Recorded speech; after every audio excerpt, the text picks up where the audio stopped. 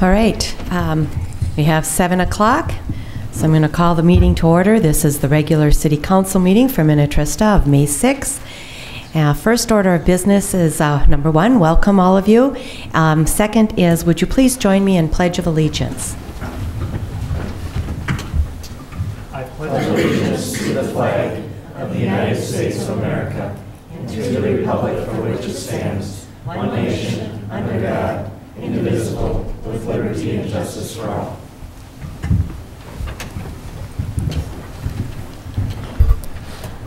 So first, just a friendly reminder, if you have a cell phone or some electronic devices with you, please turn them on airplane mode or on silent so they don't disrupt the meeting. And second, again, welcome all of you here this evening as well as those watching on YouTube later on. And first, I'm going to do some introductions. I'm Lisa Whalen, I'm the mayor.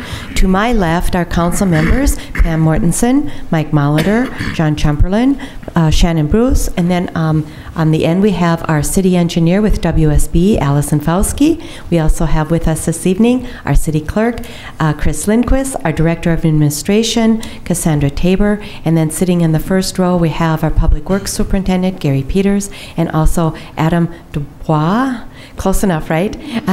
Also our, with WSB. And then to my right, we have our city administrator, Mike Barone.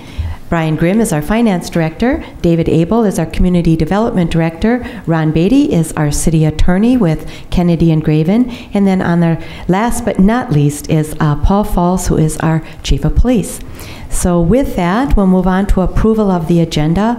I have one change. We will be under special presentations. Senator Osmek is not able to join us this evening, so that will be eliminated. I don't have any other changes. Anybody else have changes? Otherwise, is there a motion to approve the agenda with that one change? So moved. Okay, motion has been made. Is there a second? I'll second. Okay, Ms. Mortenson made the motion and Mr. Tschumperlin seconded that. All those in favor signify with aye. Aye.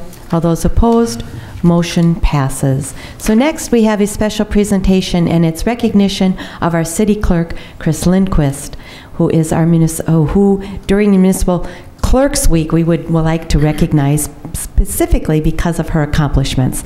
Mr. Barone? Yes, Madam Mayor. I'm pleased to be able to recognize our city clerk, Kris Linquist.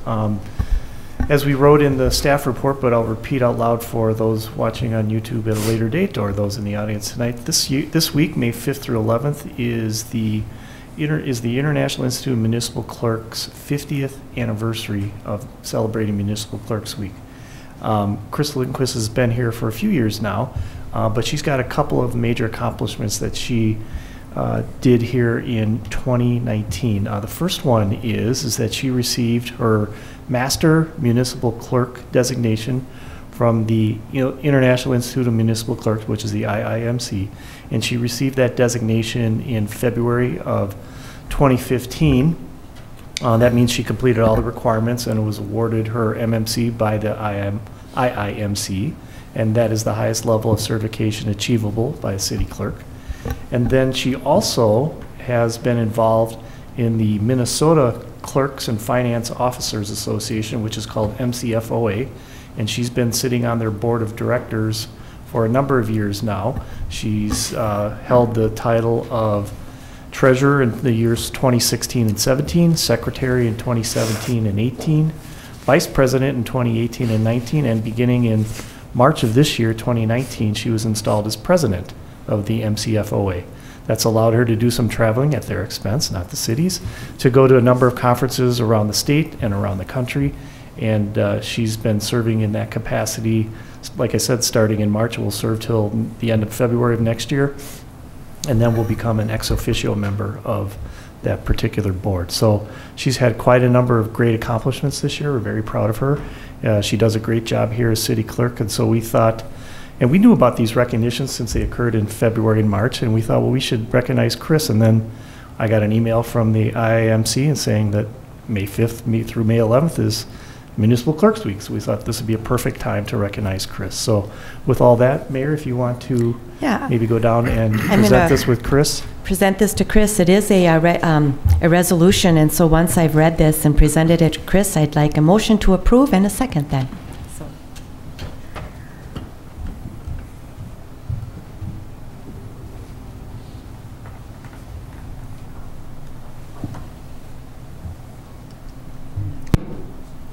So, whereas the International Institute of Municipal Clerks is celebrating the 50th annual Municipal Clerks Week, the week of May 5th to May 11th, 2019, and whereas the City of Minnetrista City Clerk, Kris Linquist, has been working for the past few years towards her Master Municipal Clerk designation from the IIMC, and in February of 2019, she completed all the requirements and was awarded her MMC by the International Institute of Municipal Clerks, which is the highest level of certification achievable by a city clerk and demonstrates mastery of the administrative skill critical of good government.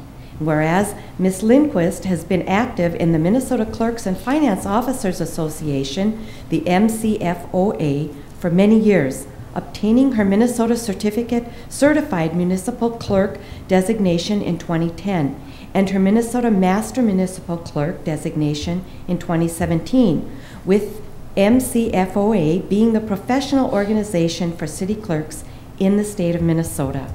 And whereas Ms. Linquist was elected to the MCFOA board as treasurer in 2016 through 17 and secretary in 2017 to 18, and then vice president in 2018 to 19, and with support from the City Council was installed as president in March of 2019 to serve for 1 year in that capacity.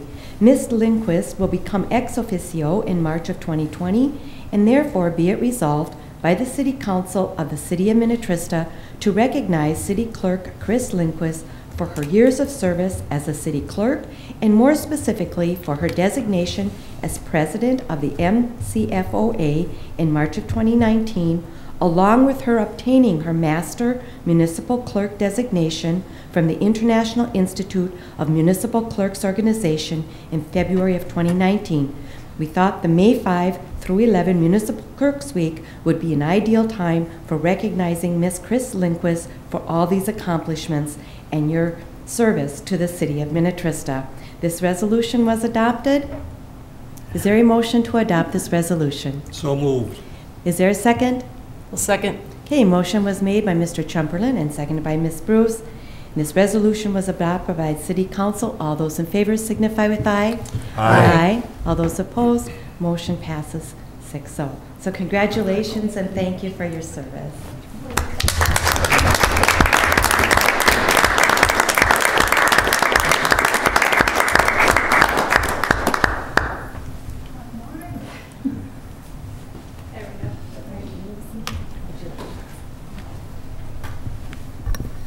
A lot of accomplishments.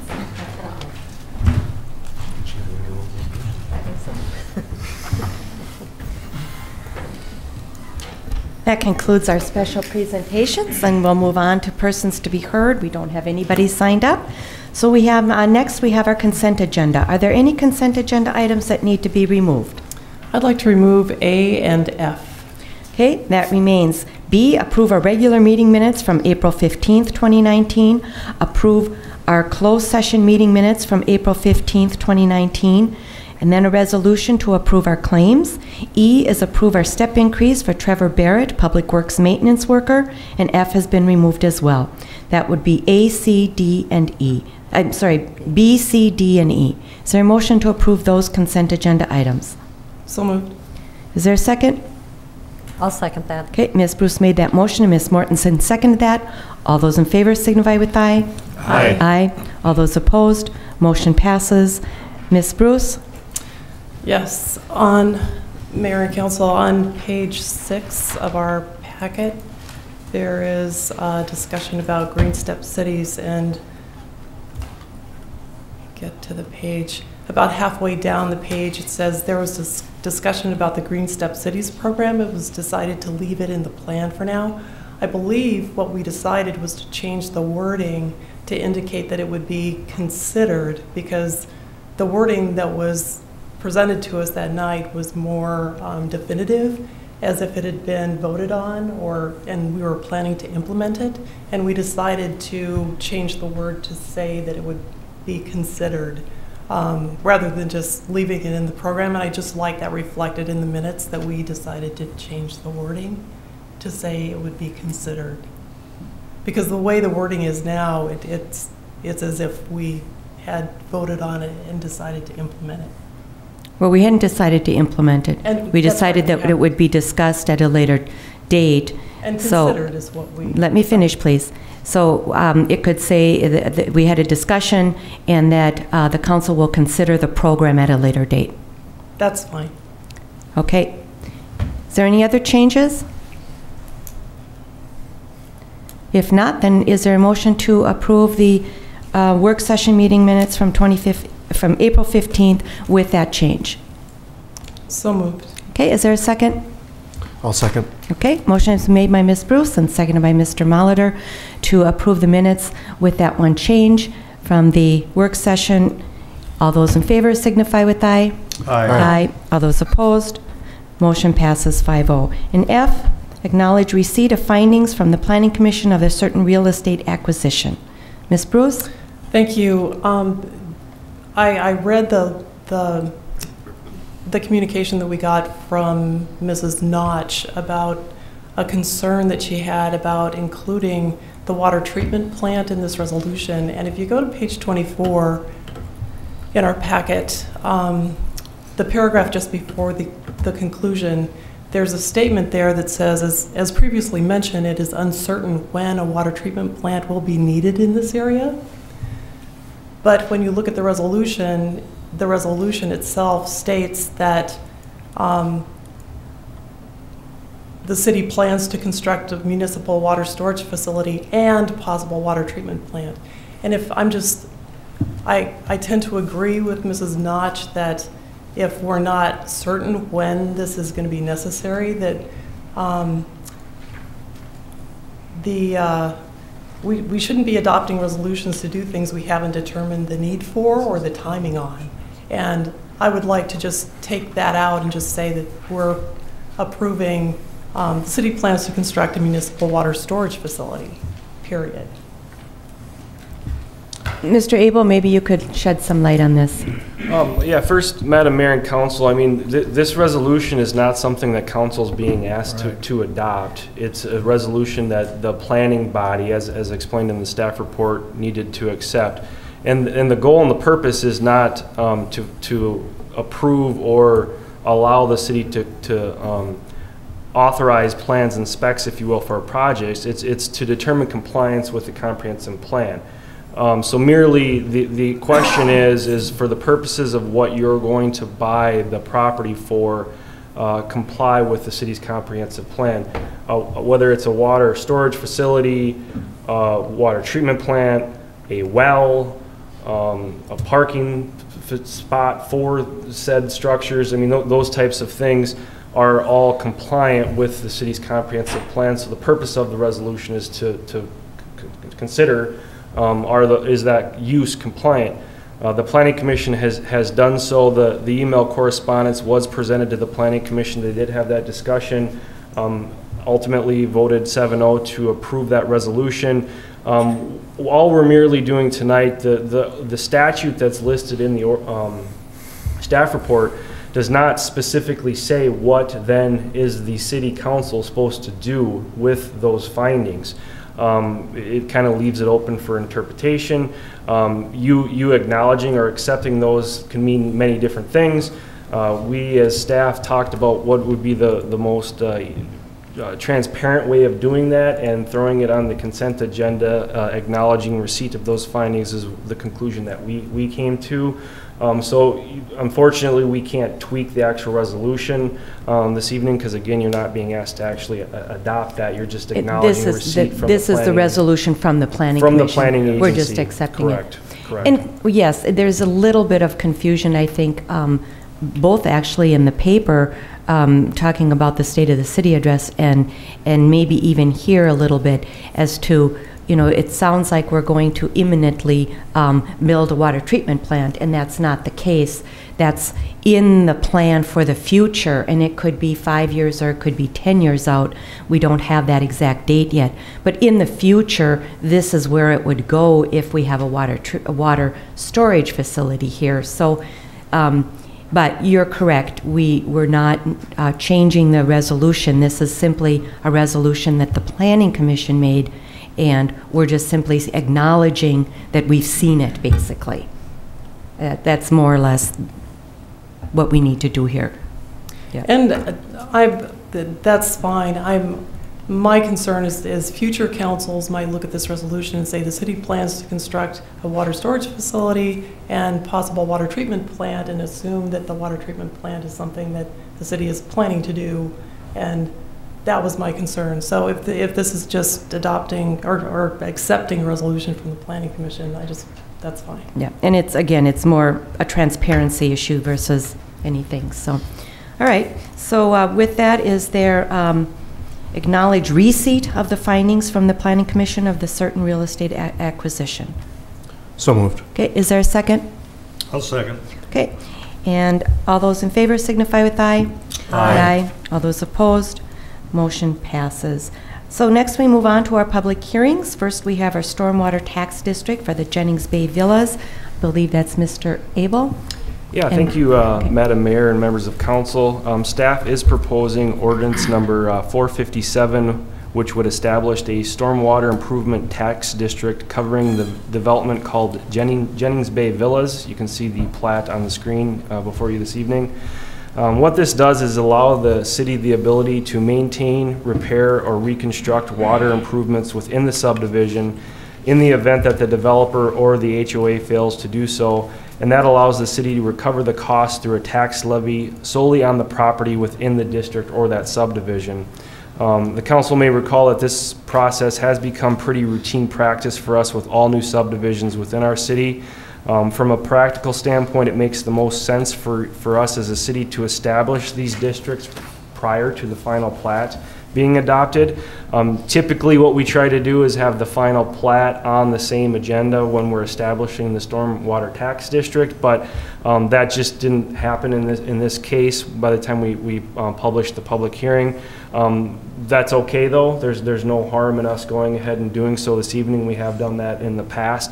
You'll likely see the final plat and subdivision agreement for this subdivision within the next meeting or two, I would say, for sure by that first meeting in June if things track accordingly. So with that, we're asking the council to go ahead and conduct that public hearing.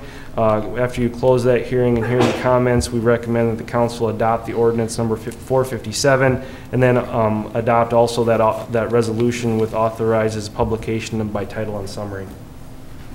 Do you want, after the public hearing, do you want those in two separate? Correct. I'm assuming? Yes, please. Okay, thank you. Okay, are there any questions of staff? We've been doing this over most of our developments since Woodland Cove, I believe, so this isn't anything new, but are there questions? I do have a question. The ordinance, and you explained it, that this ordinance, the purpose of it is if the HOA doesn't take care of the ponds, that we can step in and do that, and we need to be able to do that. But the ordinance doesn't say that there's a contingency. The way the ordinance is written, it says, it's worded as if the city could implement the tax immediately regardless of whether they take care of their ponds or not. And I'm just wondering why there isn't wording about that contingency in the ordinance itself. Like in the public notice, it says if private parties fail to maintain or repair facilities and the city's forced to do so, it says in the public notice, it states that contingency, but the ordinance itself doesn't have a contingency in it. Mr. Batty? Madam Mayor, Council, this is the same form of ordinance that I think we've been using for a while. The statute provides all of those safeguards. In other words, before the city could implement this statutory procedure, there would have to be a hearing, plans and specs prepared, very much like a public improvement project under 429. The only difference is that if we wanted to implement it, it would be through a tax rather than through a special assessment. So I don't think there's need to specify that in this ordinance, since we're referring to a statute that lays all of that out. Okay. So the statute itself has a contingency in it that if the HOAs don't?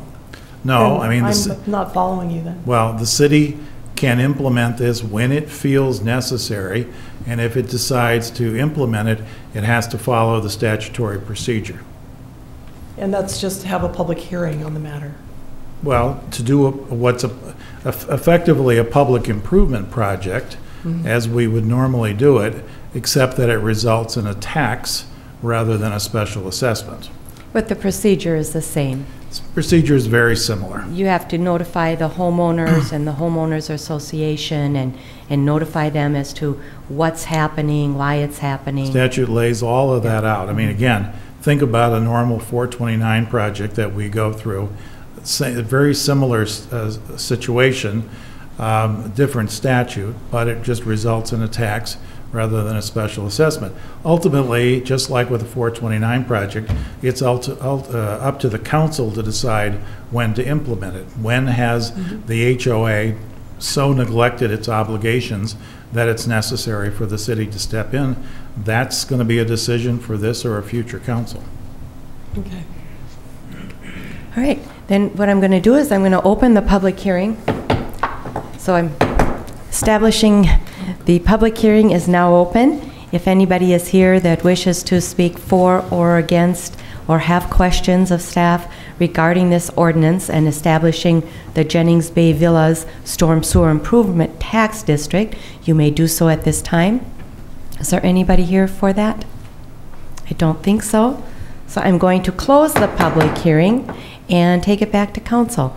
So we're looking to adopt ordinance number 457, as I stated, establishing the Jennings Bay Villas Storm Sewer Improvement Tax District. So moved. Is there a second? I'll second. Okay, motion has been made by Ms. Mortenson and seconded by Mr. Tschumperlin. Are there any further questions or discussion? I'm still uncomfortable with this, so I'll be voting no because I'm for the reasons I stated. Okay. Any other questions? Okay, hearing none. All those in favor signify with aye. Aye. All those opposed? No. So 4 ayes and Ms. Bruce no. So next, we do need a resolution, a motion to authorizing the publication of ordinance number 457 by title and summary. Since it's a lengthy ordinance, we want to kind of cut our costs, so to speak, and only publish by title and summary. Any questions regarding that? So we don't, otherwise we would have to publish the whole entire ordinance in its entirety, which is expensive. I think I have something to say. I think the sentence talking about the contingency that if the parties fail to maintain and repair their storm facilities, it leads people to believe that there's protection in here, that this is not going to be implemented as long as they take care of their ponds. But the way it is written is the city could step in and implement that tax regardless of whether they take care of their ponds or not. And I'm uncomfortable with that language. Well, I think we just heard from our attorney that the city could not tax it unless there is a specific project, and the project would have to be identified, it would have to have all of the costs associated with that project, and there would have to be a public hearing, all of that. So the city can't just arbitrarily say, well, we're just going to implement, we're going to tax you folks for whatever reason we think. It has to be a very specific tax, a very specific project. And they could implement the tax regardless of whether they were maintaining their ponds or not. The way this is written, the city could do that. But Madam Mayor, Council, you know, again, we've done this now repeatedly over the years. As I've explained, we'd have to go through the project. It's like any other project. It would be up to the discretion of 5 council members as to whether the circumstances justified the creation of that I'm perfectly comfortable allowing this or a future council to make that decision. So the decision has already been made to adopt ordinance number 457. That was already just passed. What we're looking to do right now is a motion to authorize staff to for authorizing publication of ordinance 457 by title and summary only. Is there a motion to that effect? So moved. Okay, is there a second? I'll make the second because I don't want to have to do the entire ordinance, which would cost a significant amount of money. So, are there any other questions? If someone wants the detail, they come to city offices. Yes. Yeah. Yeah. It's basically letting the public know that this is a new ordinance. This is the summation of the ordinance. But if you need more information or want more information, that is available at City Hall. Okay. So, Thanks. good. All right. Any other questions?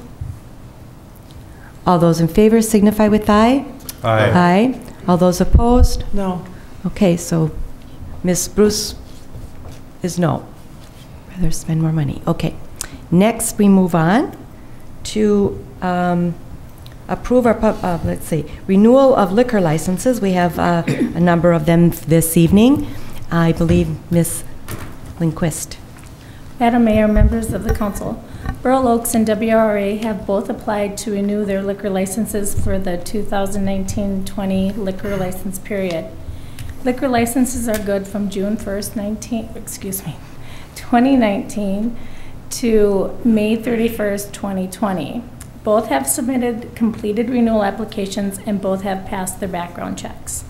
Notices were sent to property owners within 500 feet for each renewal. And to date, the city did receive 2 public comments that were in favor of WRA to allow them to keep their 3-2 license. Burl Oaks currently is licensed to sell intoxicating liquor, wine, and beer and has a permit to sell on Sundays.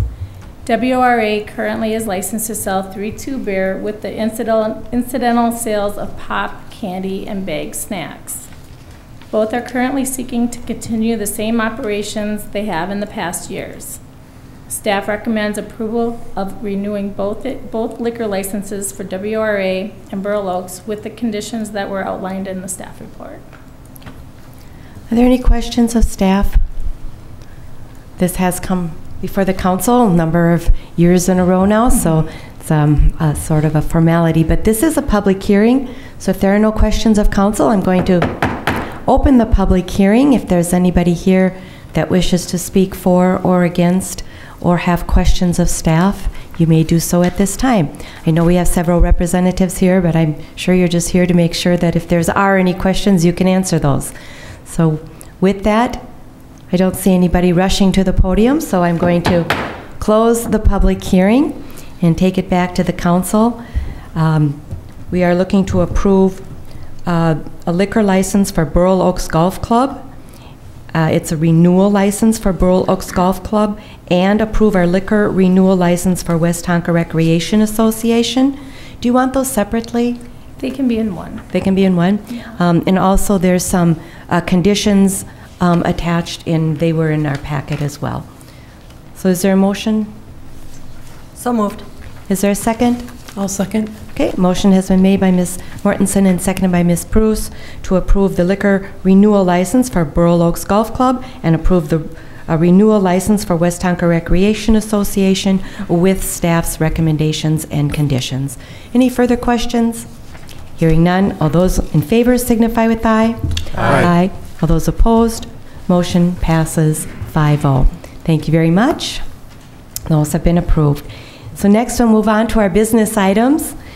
Our first one is the Woodland Cove Lake 3rd Edition Final Plat. Thank you, Madam Mayor, members of council. As Mayor just stated, this is the final plat application for the Woodland Cove 3rd Edition. This is actually the 6th phase of the development. Ganya Homes is the developer for this phase, who will be constructing the infrastructure as well as the homes within the site.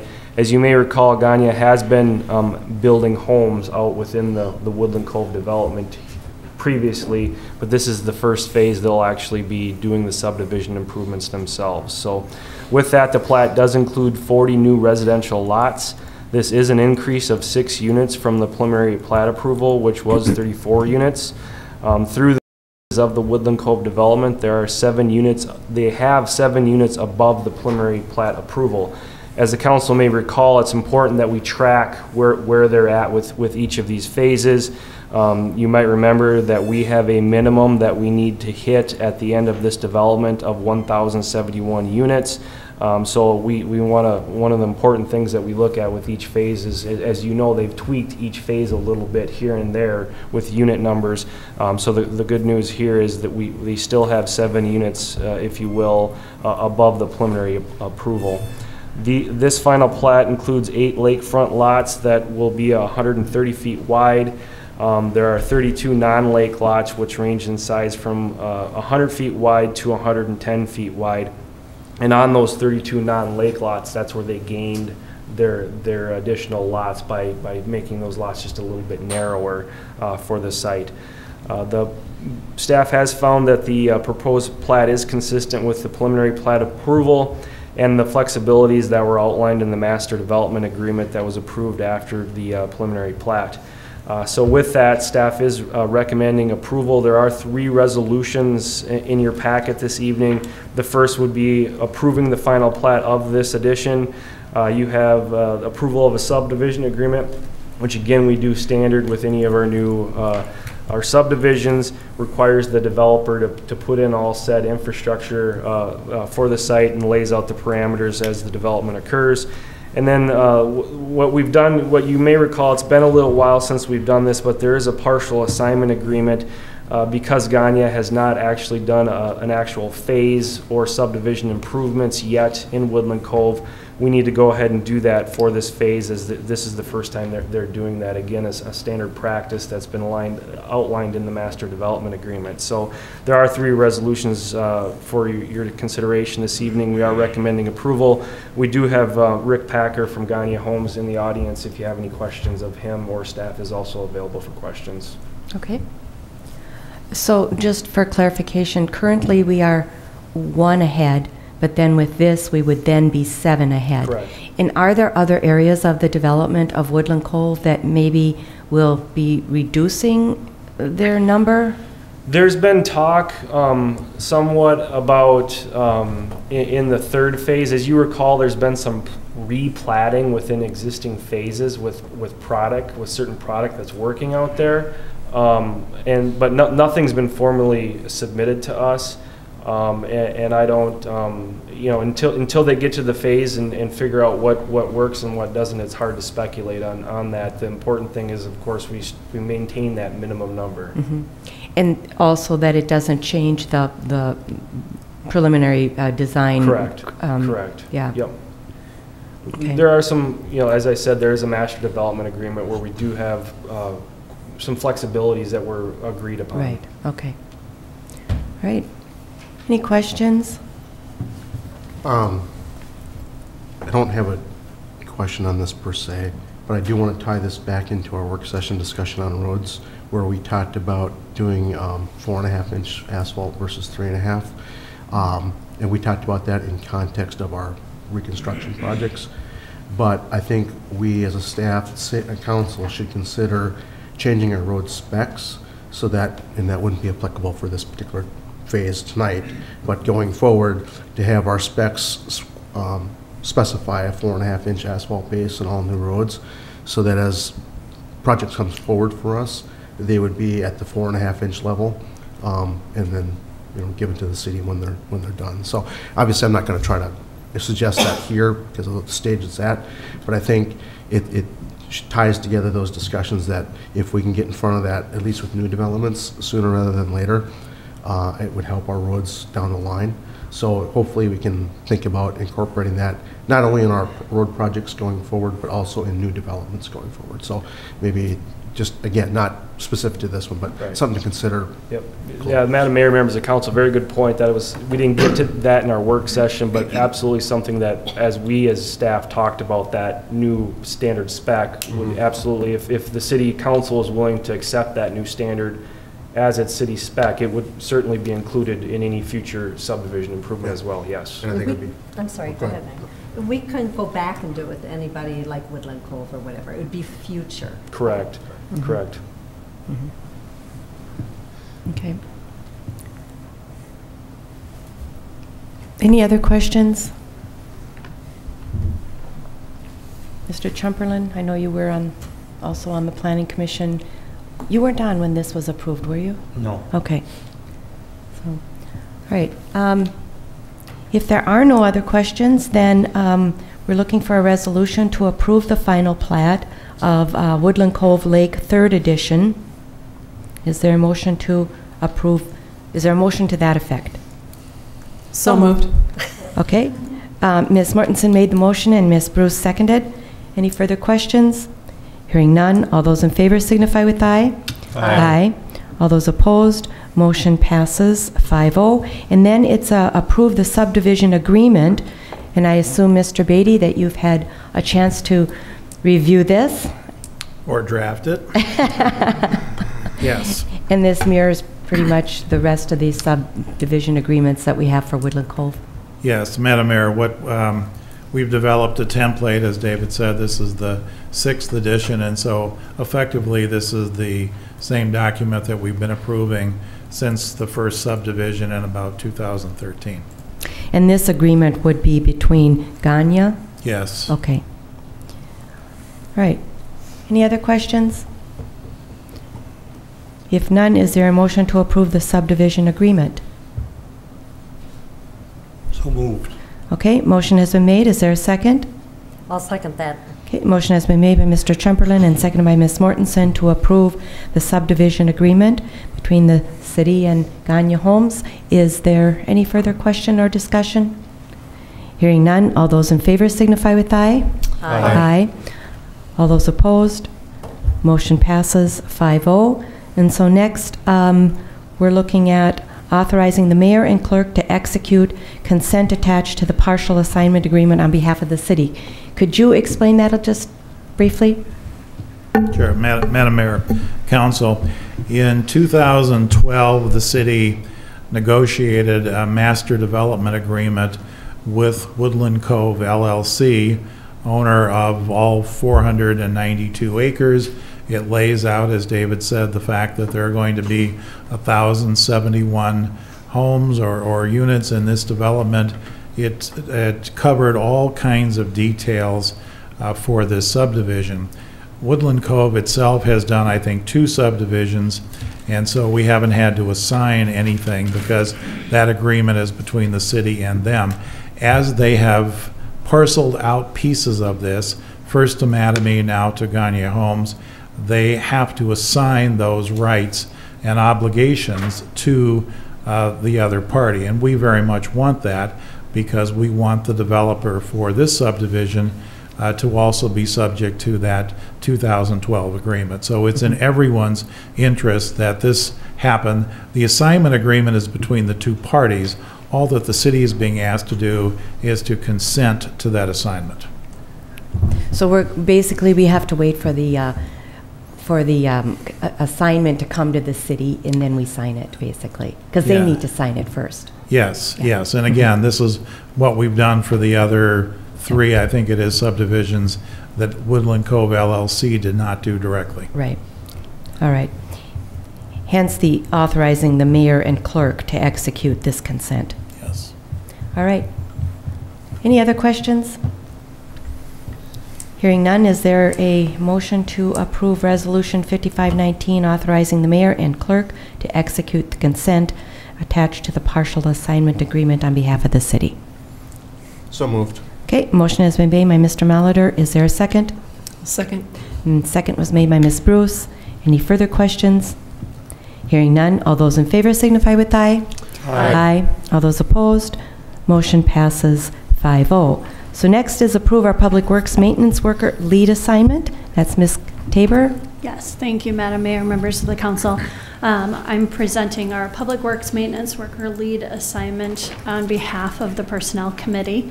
Public Works has had a lead in various forms over the years.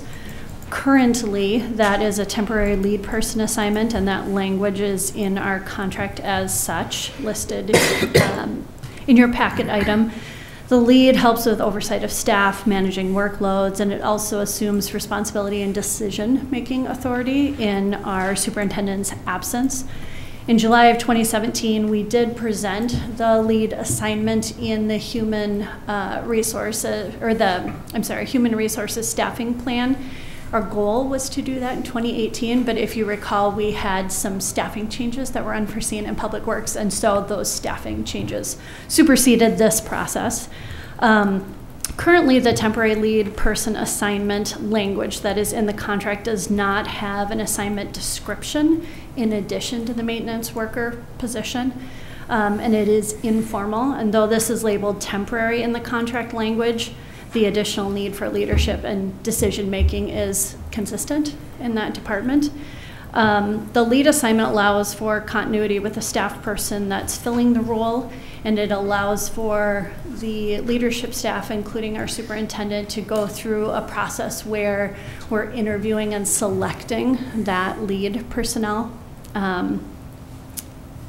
And at any point under management rights, we do have the ability to reassign that assignment as well.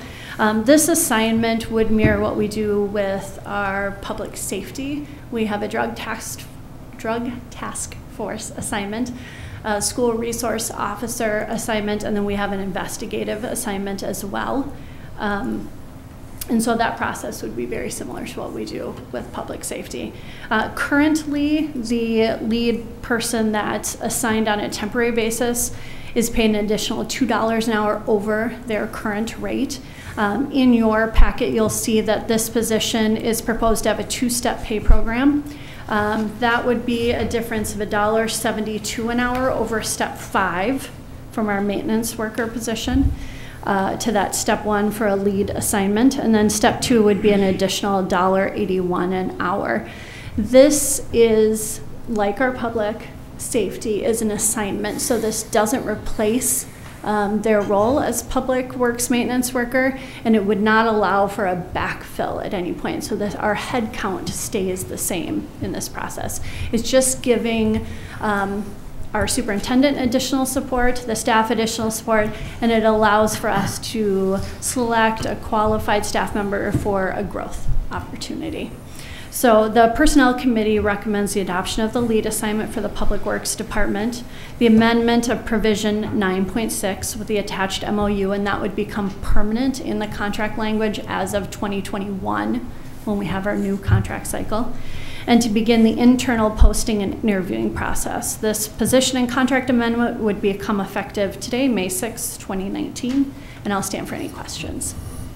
Just kind of for clarification, this would also help out Gary, number one, but also when Gary isn't here, he knows who the lead person is going to be, and that's also going to be helpful because right now there is nobody, and he would have to assign somebody every time he leaves. But if he were not capable of assigning somebody, then in an accident, whatever, in a coma, whatever, then that lead person would automatically be in place. Well, we try not to speak those things into the universe, but yes, absolutely. And the other nice thing and the benefit to the city is it allows us, as I mentioned, currently the temporary lead position doesn't have any eligibility requirements. It doesn't have a position description, and this allows us as a city to define what that would look like for that pay change. Mm-hmm. Right.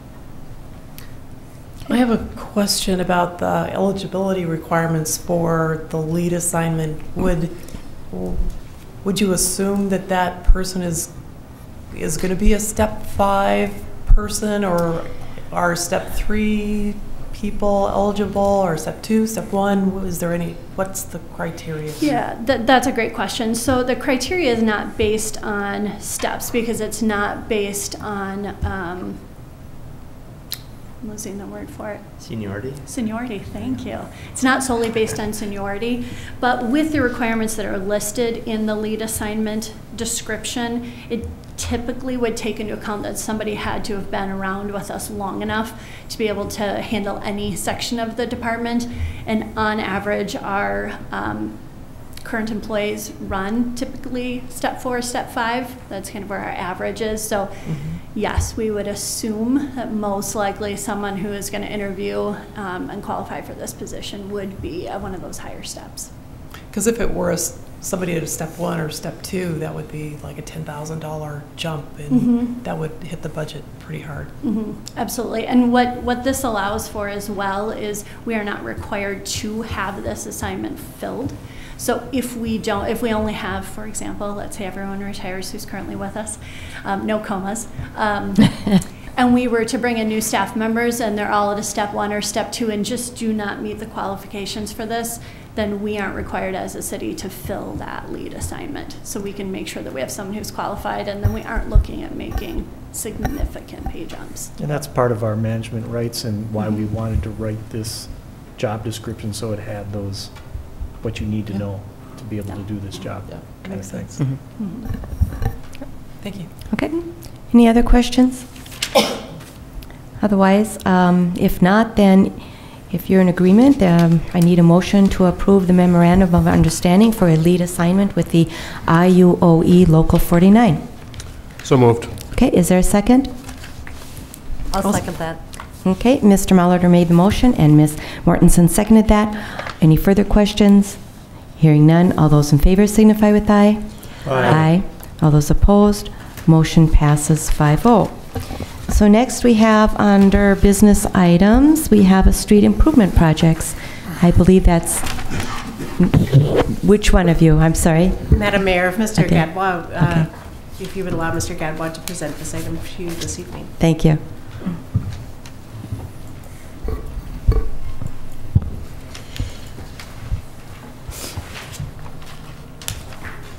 All right, thank you, Madam Mayor, members of the council. In the packet tonight, you have 2 memos that are associated with the 2019 street reconstruction project.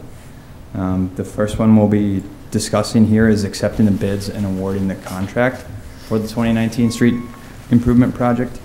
This is City Project 01-19. So I'm just going to give a brief run through of the memo here. If there's questions that come up, we can address those at the end. So the city received and opened bids for the 2019 street improvement project in April, on April 16th. The project included 2 components: a base bid of the project, which was mill and overlay of Burl Oaks Drive, Burl Oaks Court, Glacier Court, Hunters Court, and Pheasant Crossing, reclamation of Deshane Circle, Deshane Lane, and Oxyoke Circle, and paving of 100 feet of Ingerson Road. There was also a bid alternate component of the project, which was removal and replacement of the pavement in the north and east City Hall parking lots. So the city had 9 potential prime contractor plan holders, and we received 5 bids. There's a bid tabulation summary that should have been provided in your packet. The lowest responsive bid was received from Northwest Asphalt, Inc. of Shakopee, Minnesota, and the grand total bid amount was $739,659.25. So that grand total bid amount was comprised of the base bid of $620,420.85 and the bid alternate amount of $119,238.40. So as I mentioned, 5 bids were received. They ranged from $740,000 up to $908,000, and the engineer's opinion of grand total construction cost was $709,000.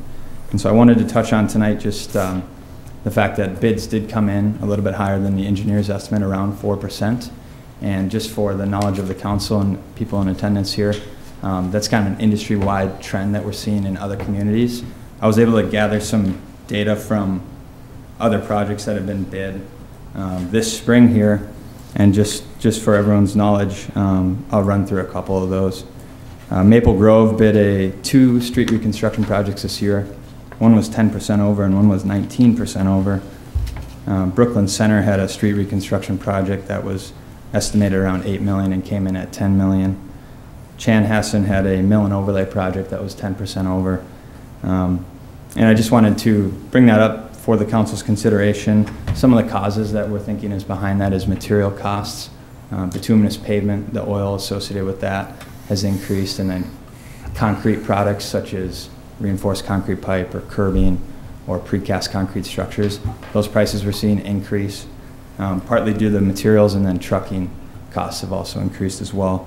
Another component we believe is just the abundance of work. A lot of communities are doing reconstruction projects right now, so contractors can kind of pick and choose, and they have plenty of work available. So I just wanted to mention that for consideration and just give some background on why we think we saw an increase of around 4% on that, on the bid price. So to discuss the fiscal impact of the 2019 street improvement project, the base bid costs would be funded by the Street Reconstruction Fund and assessments to the benefiting property owners, which we'll get into on a separate memo item. The bid alternate costs, if they go forward, would be funded by the Building Maintenance Fund. So as I mentioned, the project as bid in the grand total amount of $739,659.25 is a unit price contract, meaning that the contractor is paid for the actual amount of work that is constructed. So the quantities in the project are an estimate. So there is a chance that it comes in below, and there's a contingency in there if it goes above that price. So the action up for discussion, we have 2 resolutions associated with this memo item due to the fact that we have the base bid and the bid alternate. And so the resolution would award the project either as just the base bid solely, or the base bid plus the bid alternate. And so we can read the resolution, and then you guys can discuss if you want to include the total project or just the base bid. One question before you go into that. You mentioned that there's a summary grid in here of the bids. I don't see that. It wasn't in our packet. I brought some just in case it didn't get in. Yeah, it'd be nice to see that.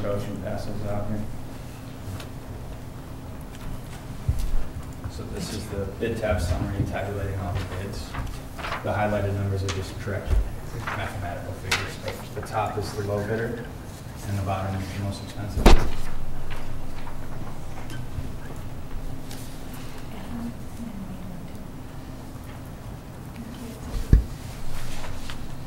So looking at this, why wouldn't we go with Park Construction for the alternate one, since they were lower?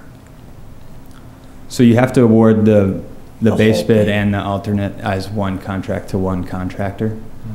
So when we look at how the bids came in, depending on how the council chooses to move forward, we would look at solely the base bid or the base bid plus the alternate, and that would be the grand total bid. So from a base bid standpoint, Northwest Asphalt was the lowest, and then also when you compile them together with their grand total bid, they were also the lowest. And they were competitive with their alternate one pricing, but yeah, they have to go together as a package there.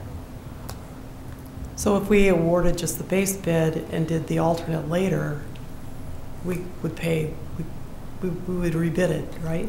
Yeah, it would have to be rebid. You wouldn't get, excuse me, the prices that you see from these other contractors. They're bidding it because they're going to get the rest of it.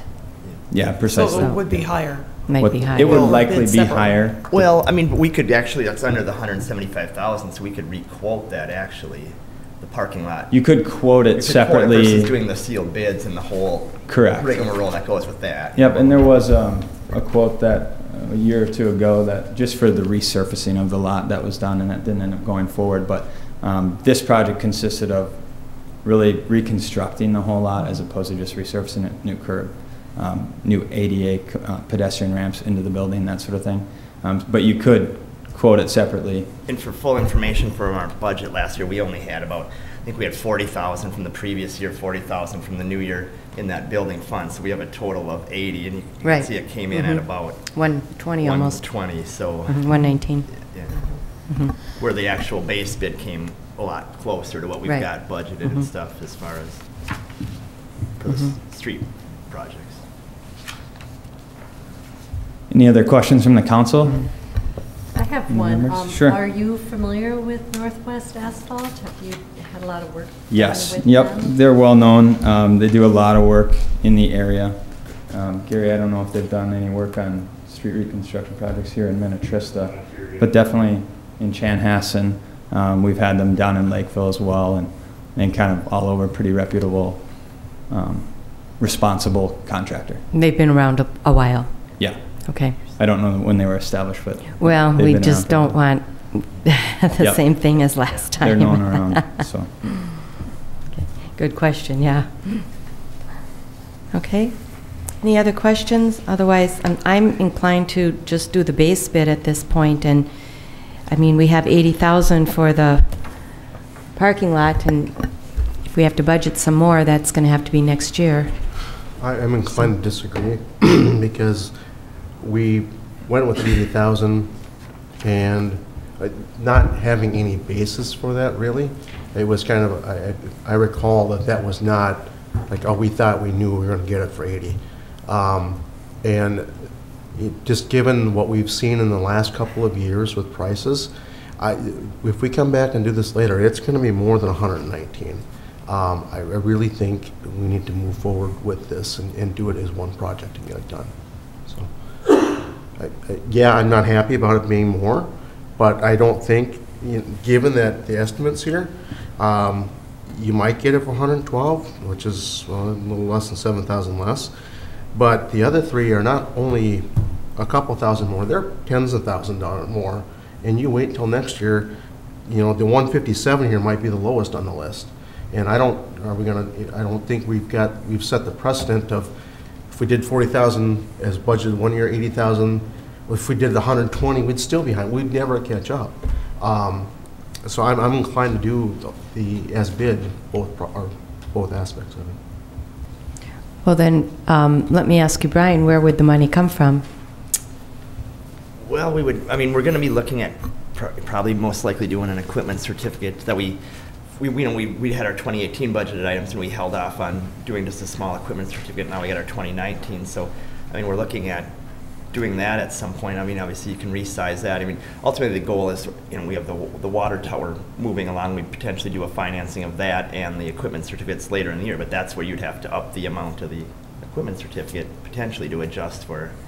Or you could take it from the reserve fund. Well, we don't. We've spent that down in that CIP fund pretty well. I think the last quarterly report, it's under 100,000. It's 9. No. The overall general fund. Oh, yeah, you could take a general fund reserve versus capital fund reserves, I guess. Right, because we've done that. There's there's different ways to finance it. Yeah, and look, at the end of the day, it all gets paid by us as taxpayers. Yep. Whether we finance it via CIP, we take it from reserve fund, whatever, it's going to get financed by us. It's a cash flow issue that you're really dealing with. But I think at the end of the day, I just don't see the price coming down. It's just going to keep going up, and I think we're going to have to bite the bullet, and I don't want to kick the can down the road on this. I think it's time to address it. Is there anything we can do in the meantime to patch up the parking lot and to make it drivable? The potholes are horrible out there, and could they be filled just to get us through another year or two? Yeah, you could just perform the same sort of preventative maintenance. Because I know we've been letting it go because we've been anticipating doing this, but if we could patch it for another year or two and plan for it, that might be an option. Yeah, it's not imminently in disrepair, but it does need at some point it needs preventative maintenance, and then obviously at some point it will have to be reconstructed. I would tend to agree with Mr. Molitor. I just am not comfortable with kicking the can down the road, and it's not going to get any better. Maintenance there's money involved in doing the maintenance as well. Don't come from the same source, but it's still money. I don't see the cost coming down. I don't think there's going to be any great revelation in the world that's going to bring energy prices down, so it's only going to get worse.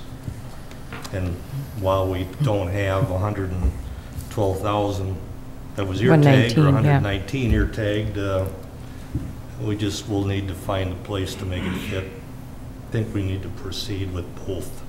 Okay. Well, and the question is, where is the money going to come from? And I think answering that question is important. And I'm not comfortable with borrowing money to do that. Well, as Mr. Grimm pointed out, we have some money left in our CIP budget, not a lot, but it could come from there. It would bring down the CIP number. So you said there's approximately 100. I guess this, yeah, maybe to restate, this would be outside of the equipment certificate. I know this is more, maintenance or to the parking lot. That's what I was going to ask. We do have a budgeted equipment certificate for the actually equipment we have in the plan out of that fund, but this would, probably have to come for a combination of the CIP and general fund reserve. So. Okay. And those certificate equipment, the certificates aren't borrowed. That's borrowed money, isn't it? Yeah. Oh yeah. Right. Yeah, but we can't use that. We were using the fund balance to pay for the parking lot. We were using the equipment certificates to do the equipment that we got budgeted for public works, police, etc. So. Okay. So when we discussed or had our final budgets or actual numbers come in from last year, the permits that we had issued were higher than what the actual or what we projected, right? Yep. Yeah, and you'll see that. So is that money that carried over this year? Yeah, because you'll see actually we have our audit presentation at the next meeting on May 20th, and we had budgeted to spend down, it was over 300,000 or whatever, and with some of that permit revenue, we're going to have a deficit, but less of a deficit. I think it's like 100,000 or whatever, is. So that money, goes to the bottom line in the general fund. Correct. Mm-hmm. Mm-hmm. Well, I tend to agree with Mike and John that we're just kicking the can down the road again. We saw what happened when we waited last time for prices to come down, and we did not see that happen. So I tend to agree with both John and Mike on doing the entire bid. Okay. So I think your point is well made, Mr. Molitor. And if you look at these prices, I wish it was a little less. Of course. Of course, we all do. Yeah, but I don't want to, I'm not going to rest my head on a wish. Right. Guess, So I guess I'd be inclined then to just go with that. So is there then a motion? So we're looking for, staff is making, they're looking for a motion to accept the bids and award the 2019 street improvement projects to Northwest Asphalt for the base bid and or the alternate bid. So is there who wants to make a motion? I'll make that motion, and I believe it's option 2 in the packet as you presented would be both. I'll make that motion for option 2. For option 2, for the amount of $739,659. Okay, is there a second? I'll second. Okay, motion has been made by Mr. Molitor and seconded by Mr. Tschumperlin. Any further questions? All those in favor signify with aye. Aye. All those opposed? Motion passes 5-0. What I'm going to ask, if I could, if you could hold off on this next discussion. Sure. We have Senator Osmek that just joined us. I didn't know you were going to be here, so if you can hold off, and I'll have Mr. Osmek, Senator Osmek, come forward. You were on the agenda. We took you off because we were told you would not be here. So if it's okay with the rest of the council, can we add Mr. Osmek back into the agenda? So, sure. Welcome. Well, thank you, Madam Mayor, members of the council. I came last time I was scheduled, and I think I was here at 9 o'clock-ish, and the place was a ghost town. Yeah, we were done earlier. And tonight, we were actually on the floor until 6:45. I didn't think I'd make it. I thought I'd come out here and see if you were still here. I didn't get to you in my last cycle of coming to city council meetings, but I wanted to come and get here because it is important. I do try to make it to all my city councils as much as possible. I've tried to do it on an annual basis in previous years. Unfortunately, last year and the year before, it's been sort of difficult. So, thank you for having me tonight. Just wanted to quickly go over a few different things, answer any questions you might have. We are in full gear of omnibus time at the Capitol. In the springtime, the leaves start coming out, and that's the time omnibus bills start coming out. So, I'm the chair of the Energy and Utilities Committee on the Senate side. We're working on the Jobs, Energy, and Commerce omnibus bill. We've got some very good provisions in there dealing with a couple of different issues that you might be interested in. One is community solar gardens. Right now in Minnesota, we are paying about $120 to $150 per megawatt hour that comes out of community solar garden arrays. To put that in context, and community solar garden energy was created under the statutes we passed in 2013. To put that in context, right now, utility grade solar is between $40 and $50 a megawatt hour, compared to wind and fossil fuels, which are about $7 a megawatt hour. So we as Excel ratepayers are paying a lot of money for community solar garden energy. We are trying to put in now some consumer protections so that when people are subscribing to these programs that they have some consumer protections to make sure they're doing the right thing, at least in their mind, as well as financially. Also, there's going to be some adjustments in how much of this gets onto the grid, as well as instituting a competitive bid process. Because as we know, free market usually provides better services at a lower cost. So we're working on that right now. For you, what does that mean to you? Well, you have these lights on in your room, let alone the lights that you pay for on your electric bills at home, or even for the city. I know in the city of Mound, we have a lot of street lights. You have a few less than we do probably, but still you pay the electric bills here at the city for your residents, so for the places where you might have it. So that is important because it's one of those hidden costs when you folks get into your budgeting cycle for every year. You have to include things like that, especially the cost of energy, and the cost is just the cost of doing business. So we're working on that. One item I'd like to bring to your attention, I've been working with Representative Hertaz on some changes in local government aid. Right now, the city of Minnetrista gets Zero. Mm-hmm. I know, because I have the and right. It's proposed to get zero. You are proposed because, well, I don't know why. Well, we all know. You have a formula. You don't need the formula configurations. Representative Hertaz and I have been lobbying on my side. On the Senate, I've been lobbying the tax chair to try and get a little bit of a change. If we're going to increase LGA, local government aid, what we want to do is create a carve-out for those people who don't meet the standard formula. And it would be based upon your population, also would have a cap. So cities like Minnetonka, Plymouth, Edina would hit a cap of $200,000 a year that they would get as an assistance to use wherever they want to. Local government aid for those, for you who don't get it.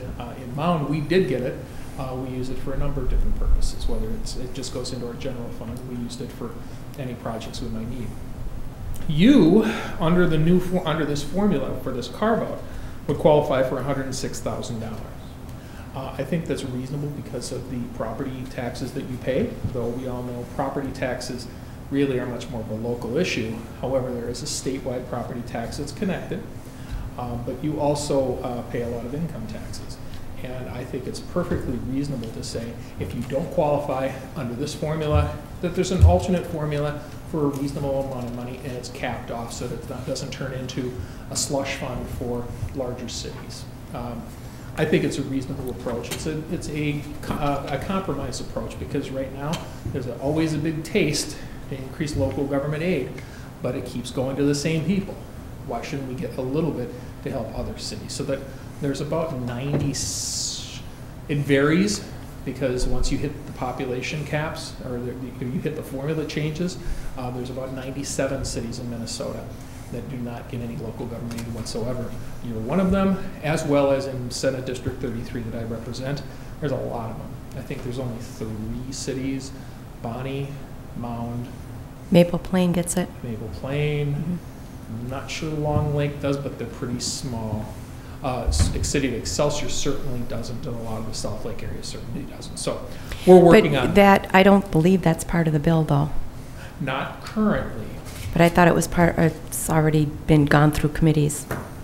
True, but until we leave, which is the first Monday following the 3rd Saturday, there's always conference committees where things come in, things come out. There's even things that go into conference committees that weren't in either body and suddenly come out of conference committees. So we're working to try and get that. Representative Hertaz is working very hard on the House side. He thinks he might have some movement, but at least we can have the discussion going forward. It may not happen this biennium, but it may happen in the next biennium. A lot of things at the Capitol take a long time. I do want to address one issue that I know is going to be on your topic of the list that you want to bring up, particularly Councilmember Molitor, regarding the Lake Minnetonka Conservation District. The standalone bill is currently sitting on our general orders. I'm not anticipating that bill would get picked up and moved out of the Senate because the House companion is not moving. I thought it was part of the omnibus bill. That was the next thing I was going to say. Okay, sorry. It is part of the omnibus bill. It is not on the House provisions. It is on the Senate provisions. We'll see what happens. I'd just like to clearly state that part of the reason why there was not a lot of communication is, number one, it was a very late-breaking bill. Number two, it had a hearing, an original hearing on the 22nd or the 15th. But it was something where I didn't know I was going to get on the agenda with the chair. They had an opening. I grabbed it. And then it was also heard a second time. The Lake Minnetonka Conservation District chair was there and expressed his displeasure with the bill. And there was also a letter that was included. I'd like to also point out, I've asked for a number of different things from the Lake Minnetonka Conservation District. Executive Director have not received it. So, would you be able to forward that request? That's the first I've heard of that. Sure. I'll send you the most recent one. That'd be great. I asked for meeting minutes, and that was asked for in the very beginning of April. Okay. That has not been received. Okay. That's the first I've heard of that. Good, thank you. Yep. So my position on this is very simple. This is protecting cities' rights. We may have a disagreement on this. That's fine. Some cities in this area agree with me. Some of them don't. That happens from time to time. What I'm doing is simply this, and it's philosophical in my opinion. I have sat on a city council, as many of you know, for a number of years before I went to the state senate. My position is this, is that at the water line and below, Lake Minnetonka Conservation should be there because it actually is better, in my opinion, than the DNR. I did talk with the DNR about what do they manage above the water line. Other than the shoreline maintenance regulations, they do not regulate anything above the water line. It is considered a local issue. Locals are in control. That's my position also. There's a lot of jurisdictional overlap. And you all know it. You have a watershed district, you have counties, locals, state. There's so many overlapping different positions or different agencies that I don't believe that this particular use or this particular part of their regulation should be there. It should be left to the cities to regulate because that is your land planning authority, and I'm very much a supporter of local control, particularly when it comes to your ability to plan your land as you see fit. With that, I'll answer any questions you might have. I don't want to take all your time. I know you're in the middle of street reconstruction, which is always an exciting time. I'm always glad I don't have to go through those hearings anymore.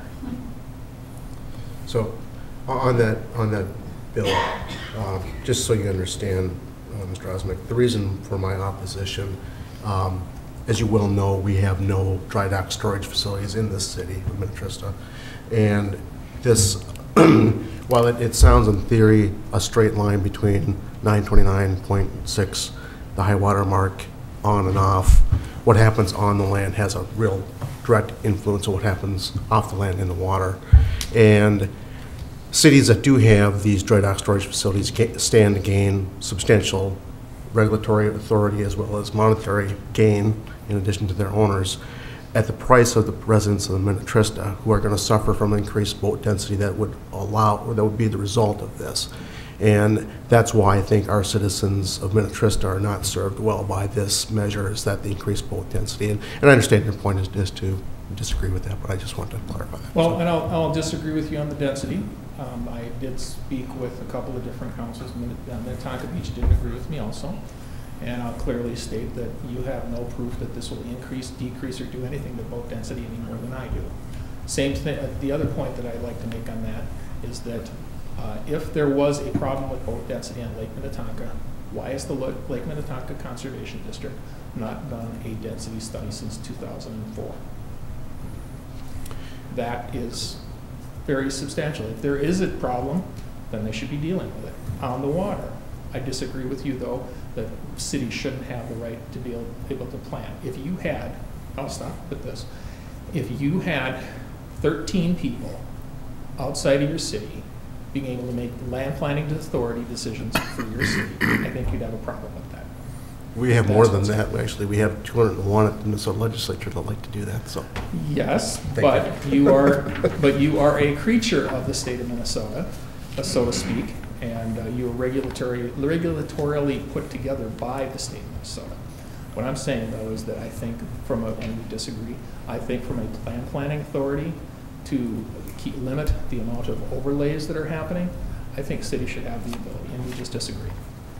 I think Senator Osmek just simply put, I think some of the residents of our community and elsewhere in some other communities were kind of surprised by this, and they kind of felt that they were blindsided. And my suggestion just simply would be it would have been good to have the stakeholders kind of all weigh in versus just a few. That I think would have been a good approach. And so if this doesn't pass this year, I'd really like to see stakeholders sit down and see what, if you will, maybe compromise could come from this. So rather than one side wins all and the other side loses. So that's just an approach. Fair enough. And one thing to also consider, as I mentioned, that sometimes the speed of the legislature happens to impact how much communication can take place. I understand that. When I proposed a note with the 5G technology statutes that we put into place in the last 2 years ago, I also didn't reach out to cities to talk about that. Not perfectly analogous. I think I understand what you're saying, though, and I don't dispute it. But I do think that ultimately, when I looked at what was being asked of me, for me, it made sense from a planning authority to keep it local. That's not going to keep the watershed away and other agencies away. But I thought that this was a reasonable attempt, especially considering the DNR doesn't regulate anything above the water line. And if the LMCD vanished tomorrow, the DNR would then take over, and they wouldn't have the regulatory authority above the water line either. And I understand. Good point. And, all right. And at least the people on the city council are elected, and the people in the legislature are elected. The people on MCWD are not, and that's a difference too. They're appointed by elected officials. They are appointed, they're not elected. So when you made the comment about the legislature making decisions, they're elected, and that's okay. So the board isn't. But we appreciate you coming by. Anything else? Not at this time. Sorry, I can't bring you any money. Work on it. Yeah, keep in mind that I do get bonding requests. This is not a bonding year. Next year is a bonding year. We are trying to load in more money, on at least on the Senate side, for transportation use for local jurisdictions to try and. It doesn't help you, but it's the small cities account, because there's MSA account. Yeah. There's small cities account. So. But the problem with that, as you know, the MSA dollars that we receive can only be used on MSA roads, and we have 52 miles of roads. Only 20 of those are MSA roads, so miles. So we have a lot of miles, and then there's 19 miles of gravel roads that we have no money for either. So if there's another thing that you and Representative Hertas can advocate for, is more transportation dollars for our cities such as us that are kind of that medium size. We don't get LGA, we can't use MSA dollars on our other city roads, so that would be a big help too. One additional thought has been to, and it deals with somewhat with host cities that are light rail cities, that there's a lot of money right now that Hennepin County captures that they're using and not providing back to you for road assistance. And I think there's an opportunity there. It's been talked about. There's actually a carve out for Maple Grove and Plymouth to say, because they're not a host city for light rail, that they get part of the money that Hennepin County is capturing. Well, I thought that was a great idea. I said, all of Hennepin County sounds good to me.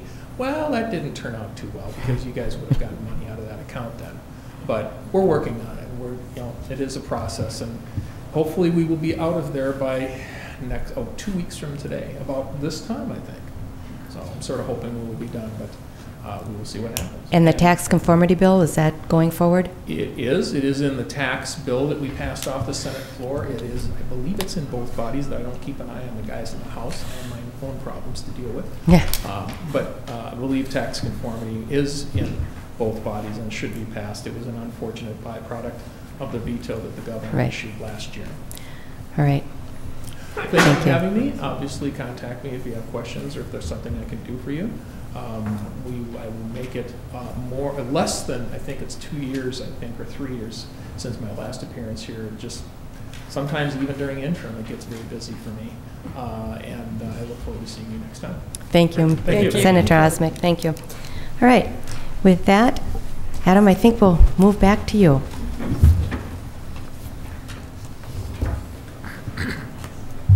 Thank you, Madam Mayor, members of the council. Gary just informed me that Northwest Asphalt has 40-plus years experience to get back to that question. Thank you. We'll move on to the second memo agenda item here as it relates to the 2019 Street Improvement Project, and that is to declare the cost to be assessed, order the preparation of proposed assessments, and call for a hearing on the proposed assessments. Again, I'll just run through a brief description of the agenda item here. So, in order to levy special assessments, the city must declare the cost to be assessed. They must order the preparation of proposed assessments and call for a hearing. This is in accordance with state statute, chapter 429. So the project, as I discussed earlier, is proposed to be funded by Street Reconstruction Fund, supported in part by these special assessments. The special assessments for the benefiting property owners are for a portion of the street and drainage improvements only, not for water or sanitary. They're also proposed to only be levied against those properties benefiting from full depth reclamation. The mill and overlay component of the project is not to be assessed. The city's existing assessment policy states that benefiting property owners may be assessed for 50% of the total street and storm sewer improvement costs. So the feasibility report that was prepared for this project and the preliminary assessment roll that was adopted with that report by the council included 31 benefiting properties, and they were to be assessed at that time $6,874.91. However, when the project was authorized for preparation of plans and specifications, Kristen Lane was removed from the project. This reduced the number of benefiting properties down to 26. So the as-bid project costs for the accessible portion of the project, which again is just the reclaimed streets only, is $444,421.66. So I'll talk about what that's made up of. The construction component of that, so this is the bid price that Northwest Asphalt said they would do the reclaimed streets for, is $352,715.60. That total that I just mentioned prior to that includes a 5% contingency and 20% for indirect costs. So 50% of that number I had just mentioned previously would be the accessible project cost, and that is $222,210.83. If you divide that out over the 26 properties, this results in a per unit assessment amount of $8,546.57. However, at the February 19th, 2019 council meeting, the council expressed interest in maintaining the preliminary assessment amount that was stated in the feasibility report. Some wanted to maintain it, some wanted to reduce it. Some want to increase it. Sure. So both costs are addressed here so that you guys can consider them for the resolution. That amount amounts to an effective assessment rate of 40.2% as opposed to the 50%. Utilizing that assessment amount, the total assessable cost is $178,747.66. The assessments will be levied over a 20-year period at an interest rate 2% greater than the interest rate on the associated bonds issued as per the city assessment policy. For example, the current estimated bonding interest rate is around 3%, which would result in an assessment interest rate of 5%. Maybe just to jump in and clarify, we're not issuing any bonds for these, but I did check with our financial advisor, Ellers, here recently, and about 3.1% is what they'd see on if we were issuing bonds for this, if we needed to. So if you take that plus the 2%, you get the, per our policy, you get the 5%. So the next step would be to declare the cost to be assessed, order the preparation of the proposed assessments, and call for a hearing on the proposed assessments. This assessment hearing will determine the final assessment amount to the benefiting property owners. They'll be levied in 2019 and to be certified in 2020. So the city is required to call for the hearing on the assessments and set the date of the hearing. The resolution that'll follow this memo item calls for a hearing date of June 3rd, 2019, and notice is required to be placed in an official publication and sent to each benefiting property owner per the statute. So in summary, the total proposed assessment amount at an assessment rate of 50% would be $222,210.83. The total proposed assessment amount at an assessment rate of 40.2% would be $178,747.66. So the council should determine tonight which assessment rate they'd like to assess the benefiting property owners, and then following that discussion and determination, a final assessment roll would be prepared to declare these assessment costs, and then we would hold that assessment hearing.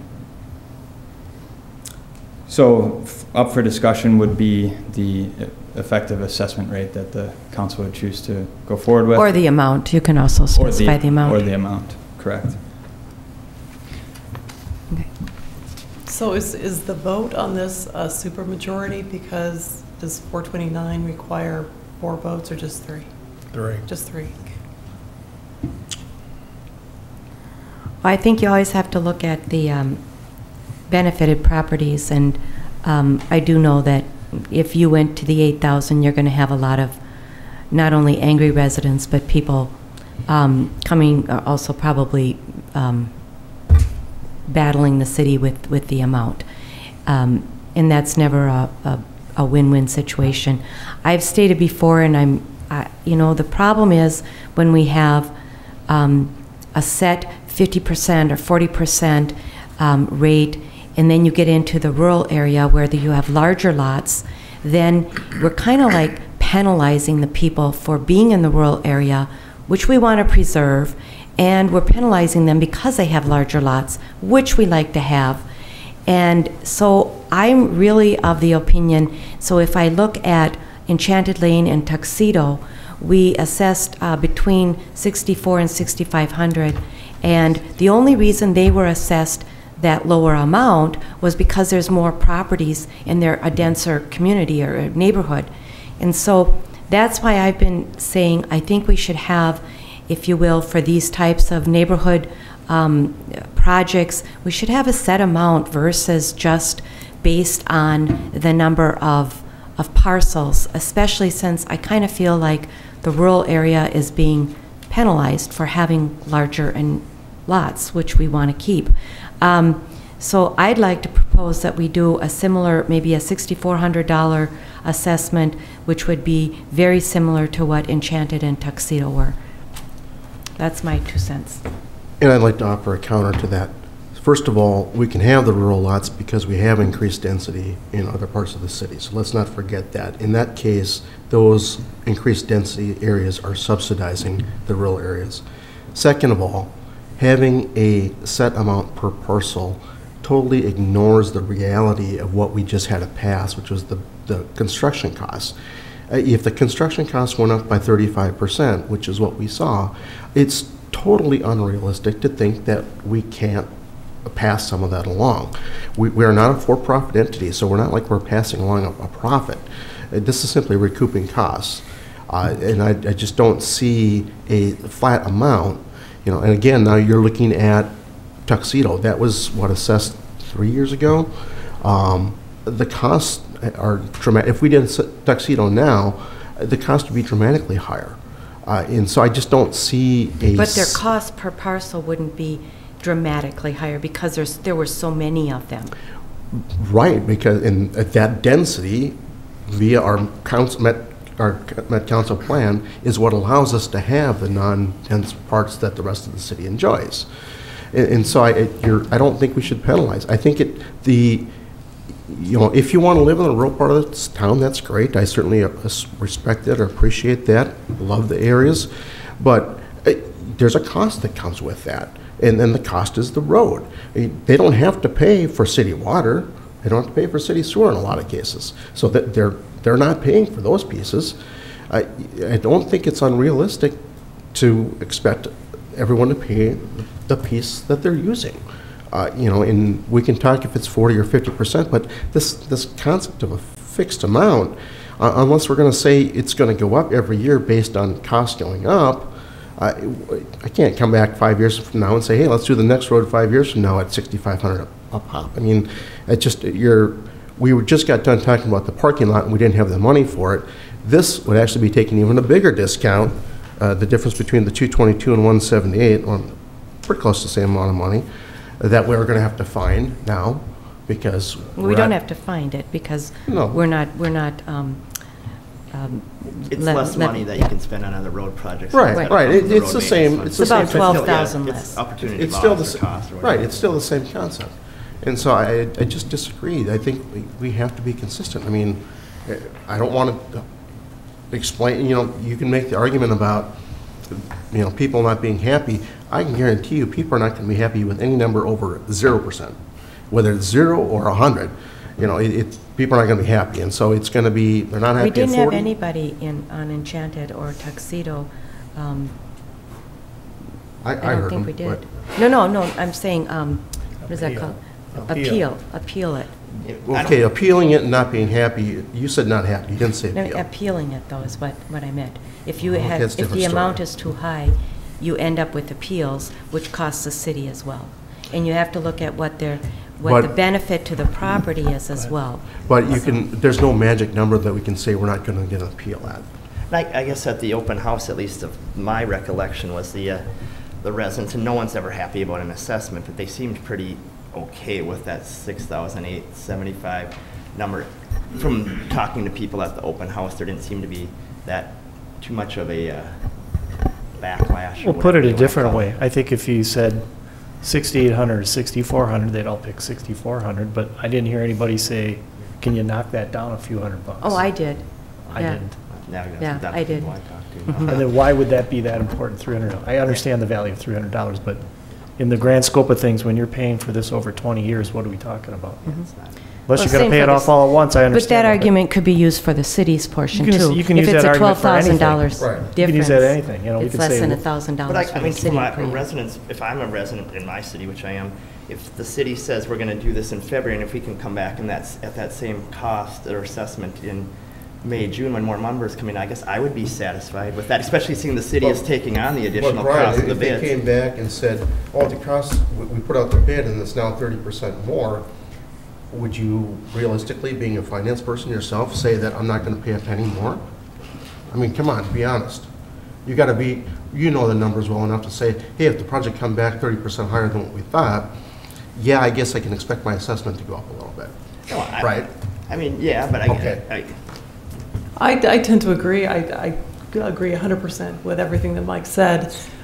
I think having a set amount is unrealistic, and it doesn't take into account how the costs are going to change over time, and it's not a workable solution. But tonight we have to decide on 50% or 40%, and I think we should get focused back on that.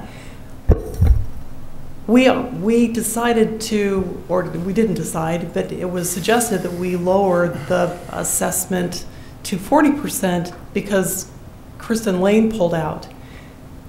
I think that's a mistake. I think leaving it at 50% and leaving it at the $8,546 makes more sense, because when Kristen Lane pulled out, the project costs came down a little, not a lot, but it came down a little to compensate for that.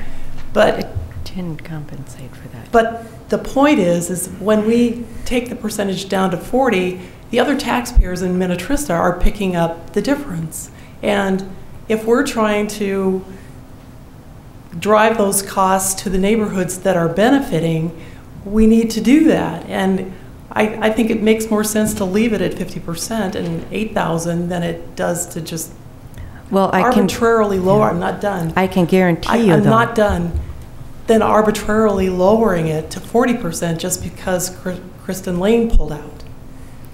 Well, I can tell you, you are going to have a load of people here very angry if you come and say now, well, we told you 68, but now it's going to be 88, and it's now 88 because Kristen Lane pulled out. Well, Kristen Lane requested to be removed, and the city council decided to grant them their request, and I even stated I am not interested in raising these assessments just because Kristen Lane doesn't want to be part of the mix. And because they pulled out, their cost wasn't lowered by the amount that would have been part of their project. It didn't lower the whole project by that much. So I think it's unfair, very unfair, for the council to now come back and say, well, we decided not to do Kristen Lane because they requested it. Every single person probably on Oxy Oak Circle would say, well, if we had known that, we would have requested the same thing. Okay, one thing I want to add to that is this cost difference isn't entirely because of Kristen Lane. Okay, there's some, I grant you that, but it's not entirely. So to say, and we didn't, I didn't promise anybody it was $6,800 bucks. No. But even if Kristen Lane still was in this mix, the number that we would be looking at 50% would have been higher than the $6,800 bucks. Maybe it wouldn't have been $8,500, but it would have been higher than $6,800. So I still think there's basis for a number higher than the $6,800. Well, keep in mind, we didn't assess even 40% for Halstead. It wasn't anywhere close to that. So if you want to talk about percentages, then maybe we need to go back and see what percentage we assess people on Halstead for. Then we also had MSA money for that. Right. So that's different. If we had MSA money. But we only assessed them, so we used the MSA dollars, and then the remaining portion that we bonded for, that remaining portion is what then a portion of that was assessed to the property owners, and we only assessed about 35% of that remaining portion. And unfortunately, I wasn't here, so I didn't get a chance to vote on that, but had I been, I would not have supported that. What if we compromised and set the assessment amount at $7,500? I'm not willing to go there. I think if at the very most it's $6,800, because that's what we told the residents back in February, and we said we'd work on it. We did not tell them that was not a promise. We couldn't have made that. I understand it wasn't a promise. We didn't even have the numbers. How could we have promised them? We didn't have the numbers. We didn't. I can't promise you it's $6,800 bucks when I haven't even seen the price. No. I think your compromise suggestion makes sense. Okay. Mr. Tschumperlin, do you want to weigh in? I was going to ask why, and I wasn't here, how did we come to, on Halsteads, to 30% Anybody recollect what negotiating went on there? I think it was the one, I think we had originally kind of estimated what the cost would be between 12 and 15,000, and that was the original estimate. And we also looked at what the benefit was And could we substantiate a 14 or 15, I think it would have been like an 18,000 or more assessment, and we said, could we substantiate that? Could that hold up in court? And we felt it wouldn't. Yeah, there are some different dynamics with it being the MSA road and more of a through road versus a neighborhood road, and improving the amount of benefit. I mean, there was multiple factors that went into Right. why it was assessed at a little under the 15,000 per unit, so. Mm-hmm. So we're kind of saying there, because it was a through road, more people benefited from just the owners of the property, and that's why, I mean, is that kind of behind the scenes why we say, well, then we won't assess you 50%? No, it really wasn't that. I mean, Ron? Well, Madam Mayor, Council, I mean, I think as a general proposition, that's right. Cities often assess a lower percentage of collector streets or other through streets on the notion that other people are using it, compared to a local street where those folks are generally the people who use it. You know, I mean, I think the discussion that you're having, it's a policy question for all of you to decide. Part of the problem with special assessment policies, and I'm generally supportive of them, is that all policies, though, must bend at the point of considering benefit. In other words, you always have to look at benefit, no matter what your what policy calls for. You have to look at that because, as we all know, the assessment cannot exceed the benefit rendered. Big picture, what you're doing tonight is going to be asked to call, set a public hearing for a date in the future. The suggestion is June 3rd. You're not establishing the assessments tonight per se. That will occur at June 3rd after the public hearing with the adoption of the assessment roll, but you're setting the table for that, because what has to happen between now and the 3rd is staff has to send letters out, and they have to send letters that are individualized to each property owner that says, here's the dollar amount of the assessment. It's going to be levied over this number of years at this % interest. So all that's being established. Those folks will get those letters and come to the hearing or not. At the hearing, you can always go down from those numbers or exclude people who received letters, but you can't include additional people, and you cannot go up from those numbers. Much like the tax levy. And that's a big part of my concern, is you can't go up. That's right. You know, and so tonight, I think your point, we don't have to reach a final conclusion, but I don't want to get us boxed in where we can't do more. And that's why I'm not comfortable with 6,800 per parcel. And in June, at the hearing, we should have an idea if anyone feels like the amount that we've proposed is unreasonable.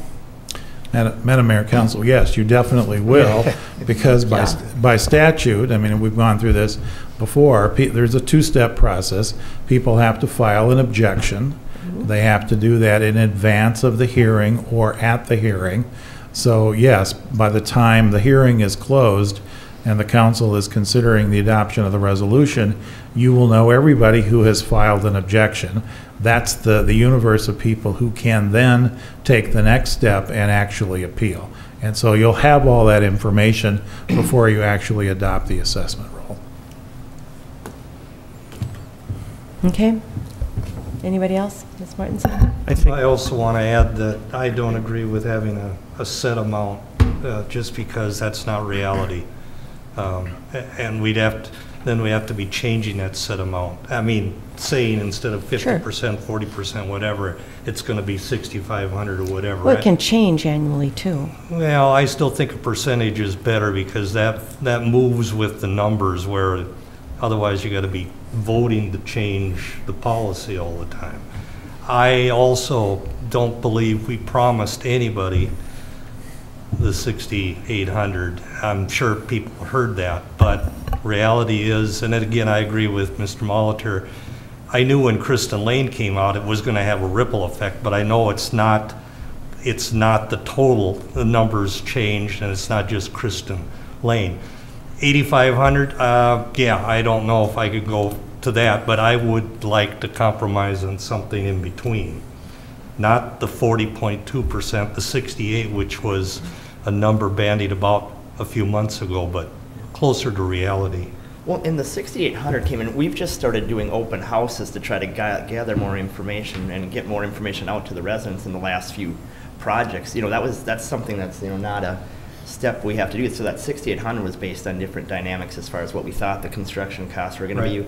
Kristen Lane was in the project. So, you know, we didn't promise anyone like it's been stated. It's like, this is what we know based on current circumstances. So now we know more. But that's a number etched in their mind, I'm sure, and especially if it goes up. If it goes down, and then Denver heard 6,800, but if it goes up, they heard 6,800. So, right. But I know in any case with assessments, even though this is a cutting teeth for me, is I know we're going to hear about it. It don't make no difference what the number is. We're going to hear about it. So I think it needs to be something above the 6,800. I agree with that. The prices did go up. The 6,800 was just an estimate, not knowing the final. And we all knew that the prices probably were going to be higher than what was estimated. I think that consistency is important. And I also think that with this increase, the city is already going to be paying more with the cost. So, you know, these are roads that most of us will never drive on. So, you know, I think we're already all the property owners, all the residents are already taking on an increase, and it's only fair to pass on an increase that we never promised originally onto the residents that it's directly affected. Okay, so what number do you want? Council? Well, I will move forward here. I would start with what is recommended here at the 50% level, knowing that there's going to be a public hearing and further discussion on this, knowing that we can come down, but we can't go up. I'm not glued to that number, but I think it's only fair to start at that point. And that's really, from what I've heard here, we're putting a starting point out. And if we're putting this on a letter that goes to the residents, I think it's fair to the residents to give them, okay, this is the worst case scenario, if you will. It's not going to be any worse than this, but at least say this is what it could be. Now, if we walk out of that meeting June 3rd with some number lower than that, so be it. But I think that's where I'd like to start. That's just right. I'd like to start at 50% too. Mr. Tschumperlin? I'd agree with that. It gives us if it's a correct statement, it gives us a negotiating level. Okay, we're going to have a big group here. I agree too. All right, so a motion needs to be made then? Excuse me, Madam Mayor, prior to approving this resolution, we will need to just adjust the costs, and they're laid out at the effective rate of 40.2%. So we would just need to strike those and adjust them on resolution if we can do that at this time. Yeah. We can, the mayor will resign them. Yeah. Okay.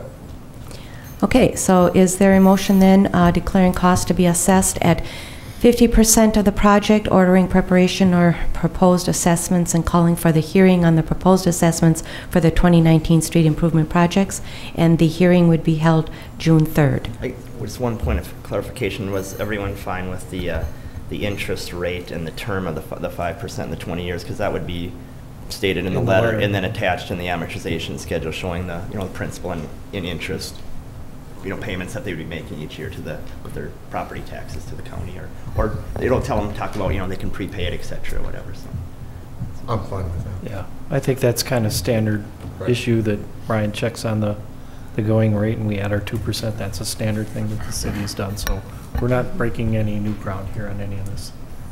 Okay. Any further questions or comments? Hearing none, all those in favor signify with aye. We need to have someone needs to actually motion to. Okay, I'm sorry. I'll motion. You'll make that motion? Okay, is there a second?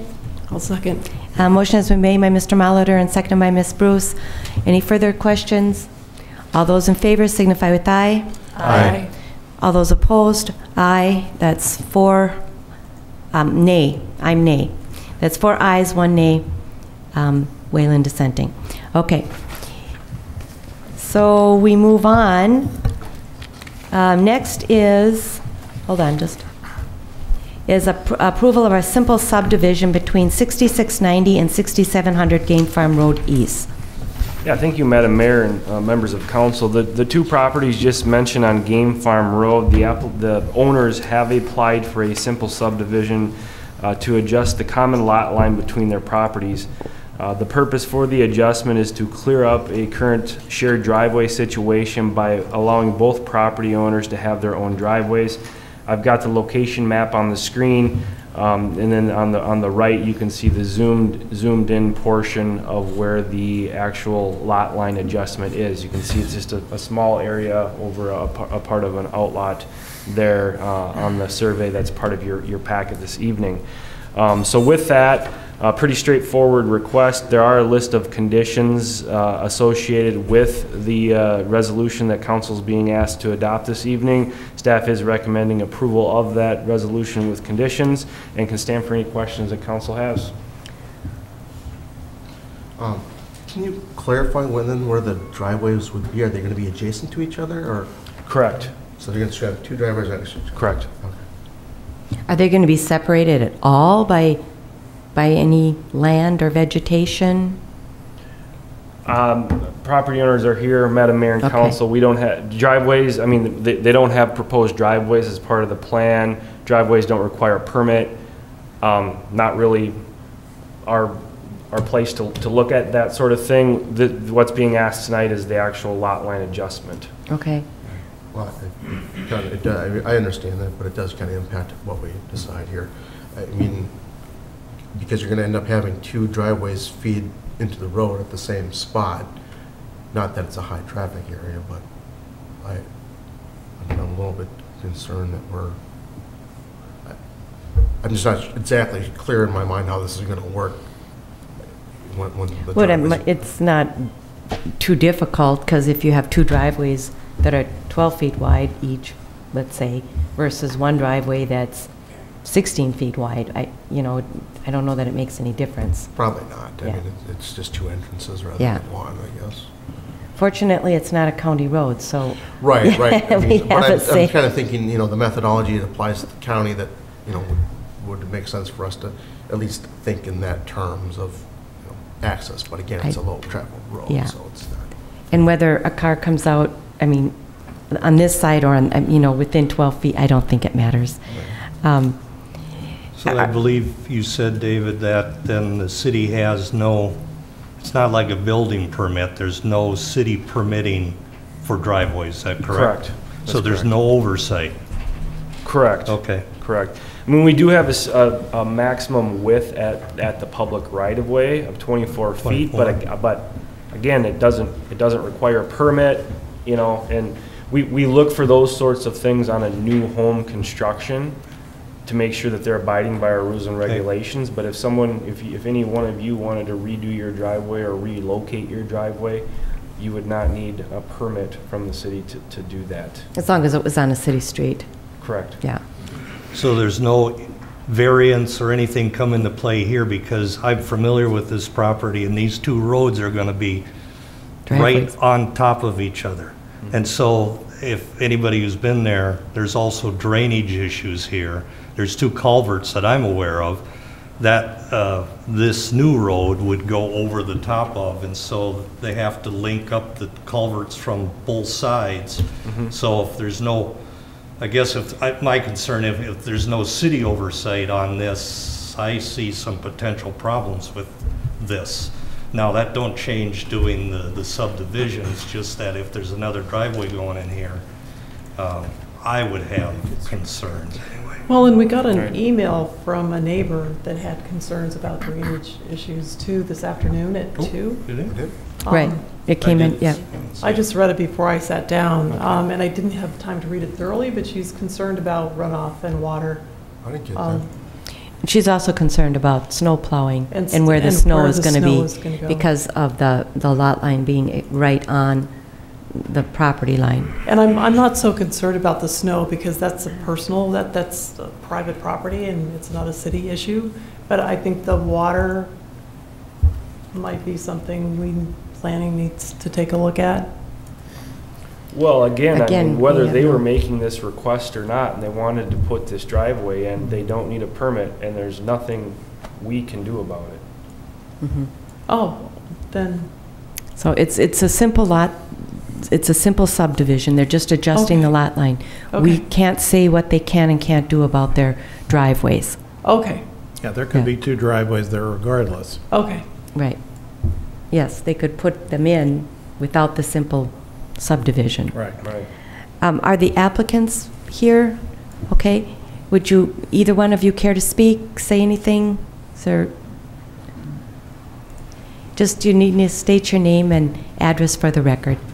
Hi, my name is Brian Johnson. We're at 6690 Game Farm Road. Regarding the issue of the culvert, it's actually a real simple solution. Right now, there's a culvert with an inlet at each end under the existing driveway. All we're going to do is tack on another 16 feet. We're going to move the inlet another 16 feet over and join the two. So it'll still be the same culvert. It's just going to be wider to accommodate the second driveway. Any other questions of the applicant? Those two culverts are not of the same size, so you're going to make it fit. The one coming off the property to the right, the Stoltz property, and the one going under the Jurdy property are not the same. There is only one culvert. It's a 16-inch. We'll extend it with a 16-inch. I'm not sure what you mean by two different sizes. Okay. And I believe Mr. Johnson? Mr. Johnson. Oh, okay, Jurdy. Sorry. Thank you, Mr. Johnson.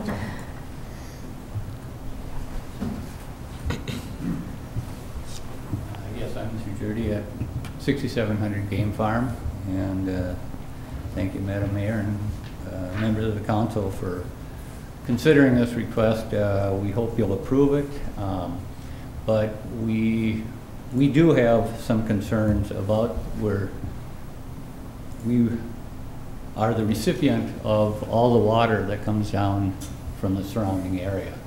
And there are like four culverts that need to be addressed. One is going to be 12 feet deep, and if it's going to be joined with another one, we would like that inspected by somebody to make sure it's done, because it's going to be 8 to 10 feet underground. If it's in the city right-of-way, is there something that, do we have a say about that? If it's in the city right-of-way, if it's outside the right-of-way, I don't think we do. So there's no requirements for culverts put in wrong. That's no. Well, can you answer? Who can answer the question? If it's in the city right-of-way, then we have jurisdiction over it or not? Well, you're getting into a technical area here. Specifically, again, you don't need a permit to do this. Okay. In a new home construction in the rural area, if we think or it's determined that a culvert's needed, yes, Public Works, they don't install it. They go out and look and see what size is required.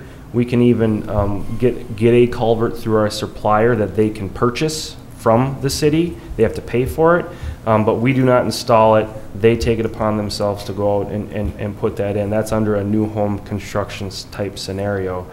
So again, I mean, they could go do all of the, you're looking at a simple subdivision for a lot line division tonight. I know there's a lot of other detail that's getting brought up. Unfortunately, it's not really it's not really your place. Yeah. Unfortunately. Yeah. Okay. Okay. Yeah. And if it's not done properly, our property will receive quite a bit of damage. That's right. That's what led to the problem in the first place. Yeah. But, well, thank you very much. Okay. Thank you. All right.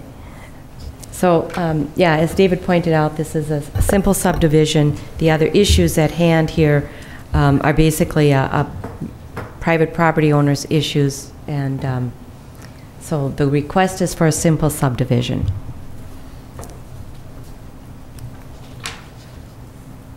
Are there questions?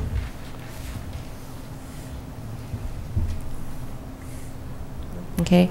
Otherwise, is there a motion then to adopt the Resolution 5819 approving a simple subdivision to adjust the common lot line between 6690 and 6700 Game Farm Road East, subject to the following conditions?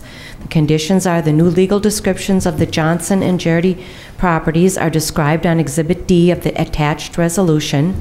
Approval of the simple subdivision is subject to the applicants executing and recording a release of the declarations of covenants, after which the city will grant each applicant a license for their existing driveway.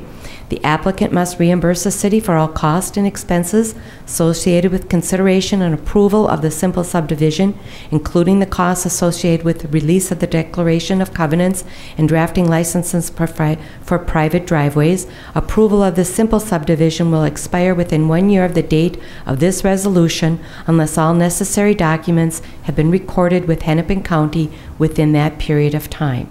Are there questions regarding the conditions?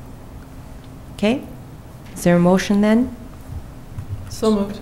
Okay, motion has been made by Ms. Bruce. Is there a second? I'll second. Okay, seconded by Mr. Tschumperlin. Any further questions or discussion? Well, I just want to state, I realize what's being proposed here and understand what's asked, and while the driveway issue isn't directly related here, I do think it's kind of remiss on our part not to address some of these questions, and as a result I'll be voting no, just because I realize it's a simple subdivision, but there are large items in context that we probably should have considered. I think if it was in our purview or within our legal realm, we would. It'll probably end up in our purview once we have water issues. Maybe. Maybe. I don't know. All right. So, all right. With that, any other questions? Then all those in favor signify with aye. Aye. All those opposed? Nay. We have 4 ayes and Mr. Molitor, nay. All right. So we will move on. Discussion of burn permit ordinance. Do we contact the city staff then for all the documents? Yeah, I would say contact Mr. Abel, yes, and he can maybe guide you through what you need to do a little more in details. Okay. All right. Madam Mayor, members of the council, I was asked to review our burn permit process, if you will, and so with that, I guess I'll make a few comments, and then certainly if you have questions, we can have that discussion at that time. So I'll just try to be fairly brief here, and so as you're aware, state statute... You know, I'm sorry. It is 9:01, and we do have to take a break. Oh, we do. So good time to... Sorry, I should have got that a minute ago. It's a good time to take a break. I talked with Cassandra and Mike earlier. Yeah, we have to take a break. Do the new tape? Yeah, we don't have the new system. I tell you what, let's take a 5-minute stretch break anyway, and then we'll come back. So we're going to take a 5-minute break, and we'll be right back. All right, so we are back, and we will now continue with our agenda. The last item is a discussion of the burn permit ordinance. Yes, thank you, Madam Mayor, members of council. I will be relatively brief here. I was asked to review our burn permit process, essentially. So what I'll do is I'll make some comments, and then we can have a discussion based on that. So with that, the state statute essentially grants cities and counties the authority to adopt ordinances to essentially permit and regulate open burning practices. This practice, I guess, varies pretty much, pretty greatly between outstate Minnesota and the metro area. Outstate Minnesota, there are regulations, but it's a much looser process because it's a lot less populated, essentially. So as you get into the metro area, you start to see almost all cities and counties have ordinances pertaining to this, many of which prohibit open burning altogether, with the exception of recreational fires, which is defined as a 3x3 fire, a very small fire. And so with that, there's kind of everything in between. Typically, the more urban cities tend to prohibit it completely, and then as you get more rural, cities like ours tend to issue permits for the purpose of open burning. And with that come a number of requirements that are straight out of state statute and the fire codes and set forth by the DNR. So with that, our process has been in place. I don't believe there's been any changes to it since I started here a long time ago. I think it's worked relatively well. So essentially a resident can come in and fill out a permit. It's good for 30 days, which is pretty much that's pretty common amongst cities like ours, that 30-day time frame. And then there's a fee attached to that, which essentially covers staff time. There's a little bit of staff time up front for staff when someone applies for a permit.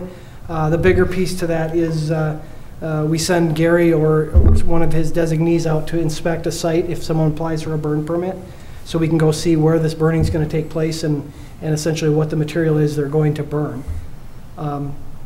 So with that, I did have a number of discussions on this topic with the DNR and with Chief Peterson from Mound Fire Department. St. Bonnie is one of the cities that prohibits open burning with the exception of the recreational fire. So I did not speak with their fire chief. But in the city of Mound, they also issue burn permits, but they only issue them for 14 days. And the theory is that there are some requirements that go with burn permits that kind of create issues for the administrative side if you issue permits for too long of a period. So I guess some examples of that would be burning restrictions. As you know, conditions change drastically can change drastically within a week or two or three, from okay to burn to having some restrictions to flat out burning bans. And so the burden really falls on whoever's issuing the permit to make sure that information gets to the public. So if we issue a permit, one of the requirements of our permit is that they call into the fire department or the police department before they burn. And that works relatively well if they call during business hours. The issue with that becomes if they call after hours or on weekends, sometimes it'll go to voicemail. If they call the fire department, it'll go to voicemail. So the fire department won't necessarily get that information until the following business day when someone retrieves it from their voicemail. For the police department, if they call after hours, it will go to dispatch. But that type of information isn't always forwarded on because dispatch doesn't necessarily know if there's a burning restriction or a burning ban or what the requirements are for each individual city they dispatch for. So that's not necessarily a super efficient way of doing it. It works. It has worked okay over the years, but that was one of the considerations that was given back when they created the 30-day time frame or the 2-week time frame. I do have some examples of other cities around us. Most of them are 30 days, just like we are. I think Medina is 45 days. And then there are a number of cities that are 10 days and 2 weeks. So I guess more importantly, regarding burn permits, I think the discussion I had with staff, both from the public safety side, police side, and the fire side is nobody was really in favor of extending a permit out beyond 30 days just because there are so many requirements attached to it. I guess on one side, I guess it can create a little bit more work for our staff because if someone wants to burn 2 or 3 times a season, yes, we are issuing more permits, but on the flip side, it really allows us to go and see what's going on. If you issue a permit for a year, for example, such as is done in very rural outstate areas, we really have no control over what they're burning, when they're burning it, how they're burning it, or even what they're adding to the pile. So now if someone applies for a permit, they come in, fill out the paperwork, or they email it to us, they get it to city staff. We send out staff to inspect the site and what's going to be burned. And by restricting the amount of time that someone has an open permit, it kind of cuts down on people creating really large piles of debris they want to burn because they don't have a year to do it. They have 30 days. So the idea behind this is kind of inspect it and let them clean up what they need to clean up and get it done within a timely amount of time. So Chief, is the 30 days, does that start when they apply, or does that start when they get their permit, or does it start the first day that they call and say we're going to be burning? No, it would start, essentially it would start on the day that the permit is issued. So they would come in, fill out the paperwork or send in the paperwork, then a staff member would go and inspect the site and then say, you know, it looks okay, we're good to go. And then at that point, they would fill in the permit, and at that point, that 30-day timer would start. The city does have the authority to extend permits. So for example, if a week into your permit, burning restrictions go into effect or a burning ban, or we just get torrential rains for a week and they can't burn, they could call in and say, hey, you know, I've had this hardship, here's what's going on.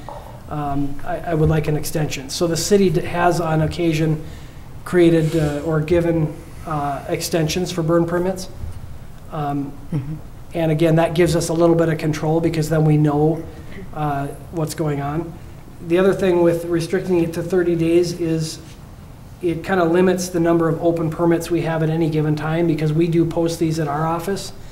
We try to make sure the fire department has this information as well. And if you were to extend the length of the permits, you end up with all of these open permits at the same time, and you really have no idea if anyone's going to burn on any given day, other than they would be required to call. That's still a requirement no matter how long the permit is. To be honest, most people call, but not everybody. So we do find that. And then one of the other issues that we find, and this tends to happen more and more as people burning in areas that become more populated, is we do get complaints. The smoke. Of burning complaints. Yeah. And so most of the time, those are people burning without permits, so they don't know the rules. They're probably not burning what they should be. We'll respond out there. Some of those people get cited, some don't. But every year we get a handful of people that have active permits that are doing everything right, and we still get complaints because the smoke is going into their neighbor's house or causing some issue that caused someone to call. And so there's a cost associated with that because every time you start, if someone calls 911 and says, I see smoke, we respond. We would know, our city staff would know, our secretarial staff during the day, during business hours, could say, hey, there's a burn permit in that area, which is helpful to know. But nonetheless, we have to go out there and verify that that's actually what's burning. So fire department automatically gets started. And so Chief Peterson told me that it costs about $150 to $200 every time that happens.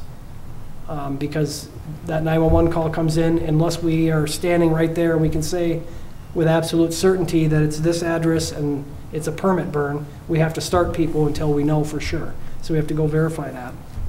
Well, that's one of the reasons to call in and say, I'm going to be burning at such and such an address. Right, and that helps, but right. unless we can determine that for sure that's where it's coming from, and oftentimes people driving down the road don't know exactly where it's coming from. They just say, I see smoke in the area. So some of the comments that Chief Peterson had made, as well as he is not in favor of extending the permit time. I know he said in the city of Mound they're actually considering or having discussions about eliminating open burning.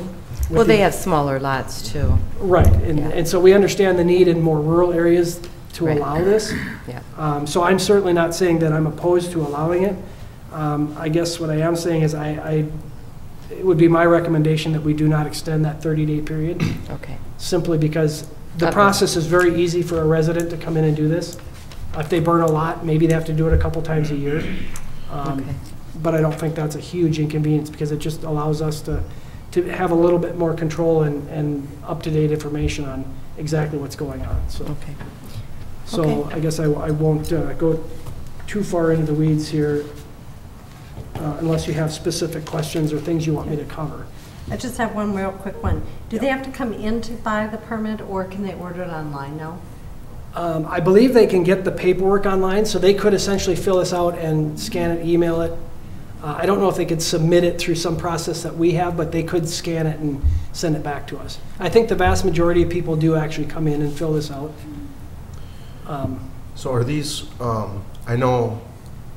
believe in outstate, there's rules around if there's snow on the ground, like 2 inches, then you don't need one. Is that? That's correct. Yeah, if there's 3 inches of snow or snow cover, you're not required to have one in outstate. Right. If you have an ordinance, which we do, that ordinance requires everyone to have a burn permit. All year long? All year long, yeah. Okay. with the exception of a rec fire, just a small. Right. Yep. So what's the fee for the burn pit? Our fee is $35. Okay. And that varies pretty greatly. I mean, the outside areas, it's $5 because nobody inspects anything. Right. It's an electronic system. I think mound is $10 or $15. Some cities are $20. It varies greatly. Do we know what the volume of permits issued are per year? Yes, since 2015, we've kind of gone from about 90 to high 80s, right in that range for the last 4 to 5 years. It's a very, very slight decline, just a few permits a year, and it's kind of trending downward, but very, very slightly. But that's a lot of permits. You're saying per year, 80 to 90 per year? 80 to 90 per year, yes. Okay. Yep. Okay. Yep. And I do appreciate the extension on hardship, you know, the bad weather or something else, that they could come in and ask for an extension. Absolutely, absolutely. And I think staff has been very good with that. And the other thing is if they had to reapply simply because the time frame got to be too much, the city has the authority to waive the fee as well. So it's not, I don't think this is creating a huge hardship for anyone. We're trying to be as reasonable as we can, but still have enough information to be able to track this stuff. Yep. Okay. Mayor, Council, a lot of the stuff that we get into, we get a call right away. Can we look if we want to burn this weekend? So I don't think there's a lot of this prolonged waiting. People get the pile, they want to get it going. Yeah. So we don't see a lot of the people waiting around wise and stuff. I mean, they want to get going, they want to burn up the house. Or they're always asking, we get it going now. You know, so they'll call on Friday afternoons, can we get it inspected? And you're like, so, you know what? I mean, that's what I'm saying. I don't know how much of an issue this is really extending. We don't extend many. But most people just want to get it done in that week and be done. Right. And we prefer that too, because from the research I did, the people I talked to that have allowed longer permits, what they tend to see is someone has a junk pile and it gets inspected and so much time goes by that they just keep adding to it and adding to it. Next thing you know, they've got stuff in there they shouldn't, and they know no one's coming back. And it just doesn't create for a very, you can't really keep people to the intended purpose. They just kind of get so much freedom they can kind of do whatever they want. It doesn't sound like there's much reason to extend it. I'm comfortable just leaving it the way it is. Right. Okay. I think it has been working well. Okay. I think we'll just leave it the way it is. I mean, I don't think, as long as you're willing to extend it, in case of a hardship, I think it's working okay. I mean, it's not perfect, nothing is, but I think it's the best that we can offer, so. Sure, we can certainly reevaluate it. Yeah, exactly. On another related point, do we have any record of violations? People that just burn just either through ignorance or just don't want to get the permit? Yes, we do. So if we get a call, we document every call we go to. So we certainly do have that data. I think in 2018 we had 14 or 15 burn complaints that we went to, 3 of those being permit burns. So there was no violation there. It was just a complaint or a concern. So nothing was done there. Occasionally we will find a burn permit where they're throwing in stuff after the fact that they shouldn't be burning, and they would probably get a citation. And have we had had to call fire departments out for any of these because they got away from them? And I wouldn't say it's common, but yes, it has happened. Or probably more commonly, what happens is the wind picks up after the fire is going, and it starts shifting the smoke towards a neighbor or something. And if we get complaints like that, especially if it's blowing towards a house or into open windows in the summer, we'll have the fire department come out and put it out. Okay. So, yep, good question. All right. All right. So I want to move this along because we've got a number of other things on the agenda. So staff reports, Mr. Barone? Yes, Mayor, just a couple items to touch upon. I will apologize to the council. I intended to send out a PDF version of the strategic plan. I did not get to that. I had kind of a choppy week last week, so I will be trying to send that out yet next couple of days. Couple of reminders. I got some information that WeCan has a couple of events coming up. Thursday, May 16th is an open house from 4 to 6. And then they rescheduled from earlier this year when it was cruddy, icy, snowy weather. Their Breakfast. Yep, their breakfast, 7 a.m. on Thursday, May 30th, if people are interested. You have to register for that. You can just email or call them and figure that out. And then also, just speaking of events, just to remind, we have our own city events coming up in the next few Saturdays. On Saturday, May 11th, we have Cleanup Day with jointly with the City of Mound. That's from 8 a.m. to 3 p.m. right here at Minnetrista City Hall. And then we have Trista Day from on Saturday, May 18th from 11 a.m. to 2 p.m., rain or shine. And if it's rain... And cleanup day was 8 a.m. to what? 3 p.m. 3 p.m. So it's 7 hours and 3 hours for Trista Day. And I will tell you that Trista Day people don't want to have a 7-hour event, so they're fine with 2 hours. No. So don't ask to increase the length of Trista Day. But hopefully we'll get good weather so we can have pig races and a good attendance, because we've had the opposite, so. And that's all I have. That's it? Okay. Mr. Abel? Yeah, Madam Mayor and Council, as a result of our strategic planning session, one of the things I think Mr. Molitor brought up was trying to connect more with Three Rivers Park District and figure out more of what their overall plan is.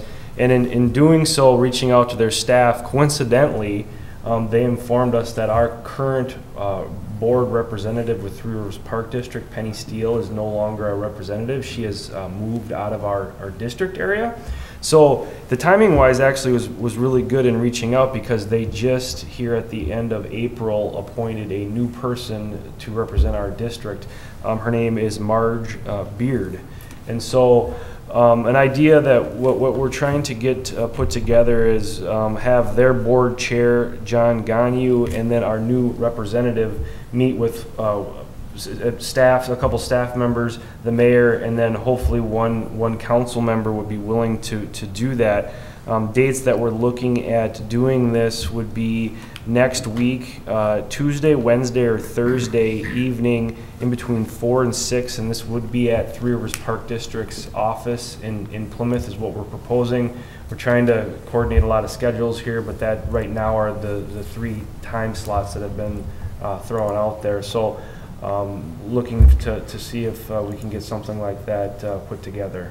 Well, I would recommend Mr. Molitor join me, and then we can also talk to them about maybe coming at some point to the city council to exactly. do yes, a yes, presentation Madam Mayor. or something. Absolutely, Madam Mayor and Council, and that was that's where we started the discussion, and that the idea was maybe we have a smaller group meet first and then and talk about that more. And what they might want to bring and present and information they might need.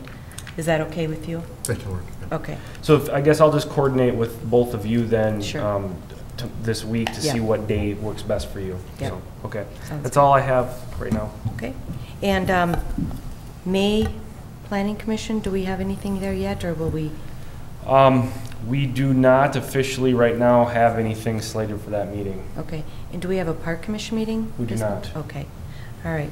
Then we have Director of Administration. Yeah, I've got a couple of things. First, our annual bus tour, third annual bus tour is coming up in June. Registration for that opens this week with Minnetrista residents having priority, so people can just watch on Facebook and our news alert section of our website, as well as the special event newsletter. We'll be putting that information out so people have that. Tomorrow and Wednesday, I will be attending the Minnesota Safety Conference. I do this every year.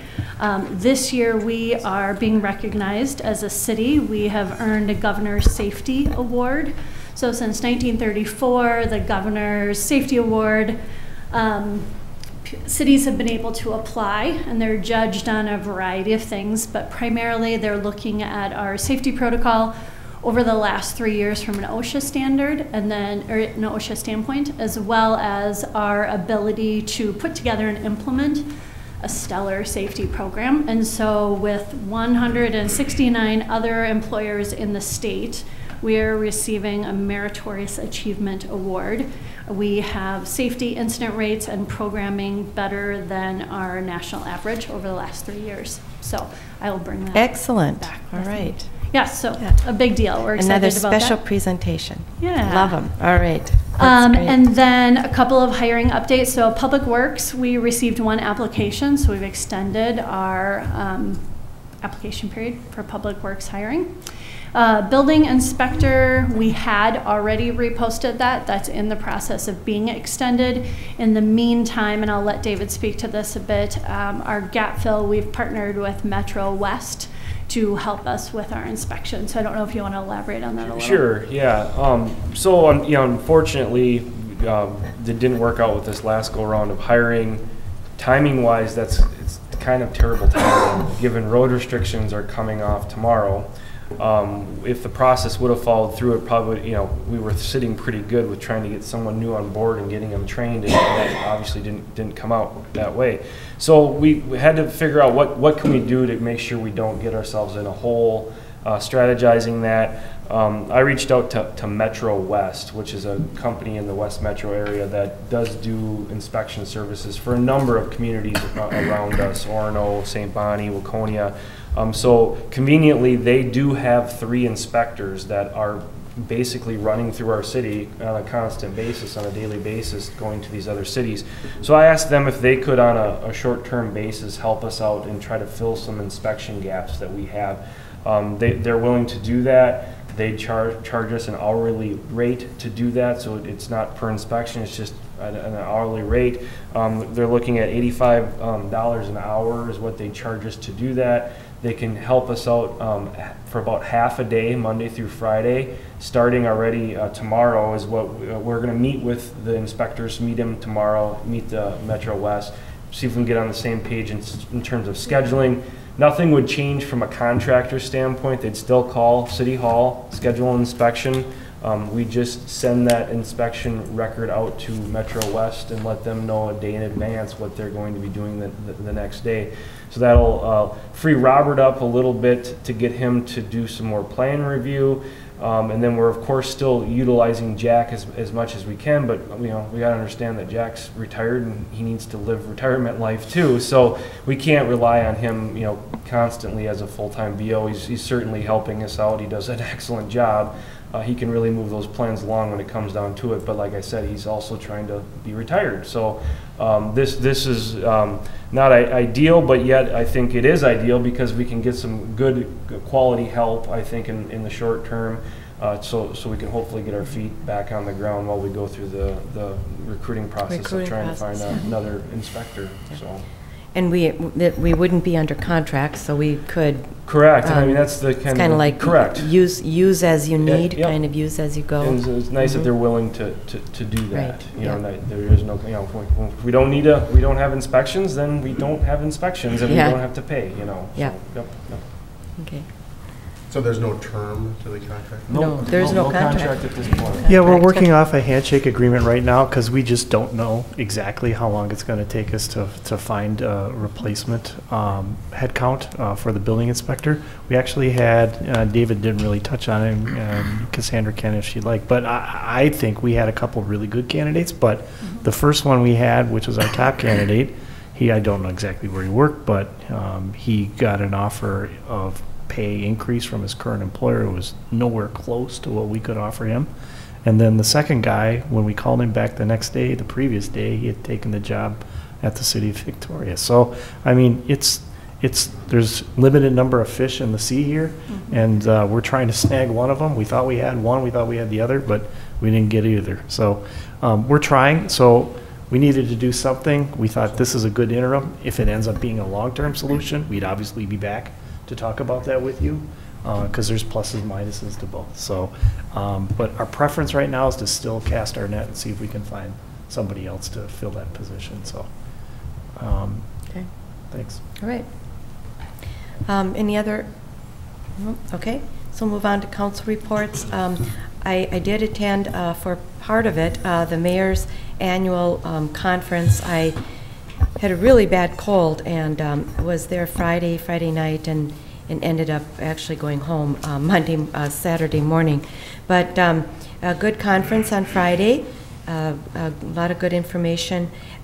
Coming up next week we have Northwest. I have Northwest League. I also have the Police Safety Committee meeting and also Mound Fire Advisory Committee coming up next week. So a lot of things next week. I have WCC meeting on Thursday of this week, and I had a meeting with Amy and Cassandra, I didn't write the date down, a couple weeks ago about the pig races, and we did achieve our fundraising goal. We collected $3,200, and we had a little left over from last year, so the pig races are completely funded by local sponsors and a few people that service the city of Minnetrista, including Kennedy and Graven and WSB. Thank you very much. And the pigs will be running. So that's it. LMCD, we accepted a proposal to do a study this year of invasive species within the lake that's supposed to generate a plan of action to address any potential new invasive species and coordination, and that contract was awarded at the last meeting, so that work will begin, and that it was kind of the big topic that's been several months in the making now. So okay. I think budget season starts here real soon as well. Yeah. Speaking of that, Pioneer Sarah Creek on April 18th, we approved preliminary budget due to engineering costs going up because of Jim's retirement. We squeezed it down, but right now it would be a $272.14 increase to Minnetrista. I think we can handle that. It was originally projected much bigger. Way to go, John. No, we don't, I mean, we're in unknown territory, being we don't know, and how many projects do you have this year versus last year? Yeah. Your engineering costs one year can be way up. So it was a weighted average. The staff looked at the hours that Jim put in and what were the different things that Jim did, and he basically just charged a flat fee no matter what it was. Yeah. And so they looked at that and then related it to the real world and said, well, if you needed the engineers to do these different types of things for X hours, what would that? Mm-hmm. So they came in with a pretty high number. We're playing that we're going to eat some reserves too, which is what I'm hearing from a number of places. So, but yeah, it'll be a small increase for us because, like all budgets, we can't go up. But I don't envision that number changing. Okay. And I just have the Mound Fire Commission meeting next week. Okay. So with that, it concludes our regular agenda items other than our closed session. So I'm going to, first of all, after our closed session, basically we're just going to come back out of closed session and adjourn. So there's not anything left to be said or needed to be, that we have to do after that. So if anybody wishes to leave now, you can. But first I'm going to entertain a motion to go into closed session. So moved. Okay, is there a second? I'll second. Okay, all those in favor signify with aye. Aye. Aye. All those opposed, motion passes, and we will be going into closed session just as soon as we and Madam Mayor, clear everybody else.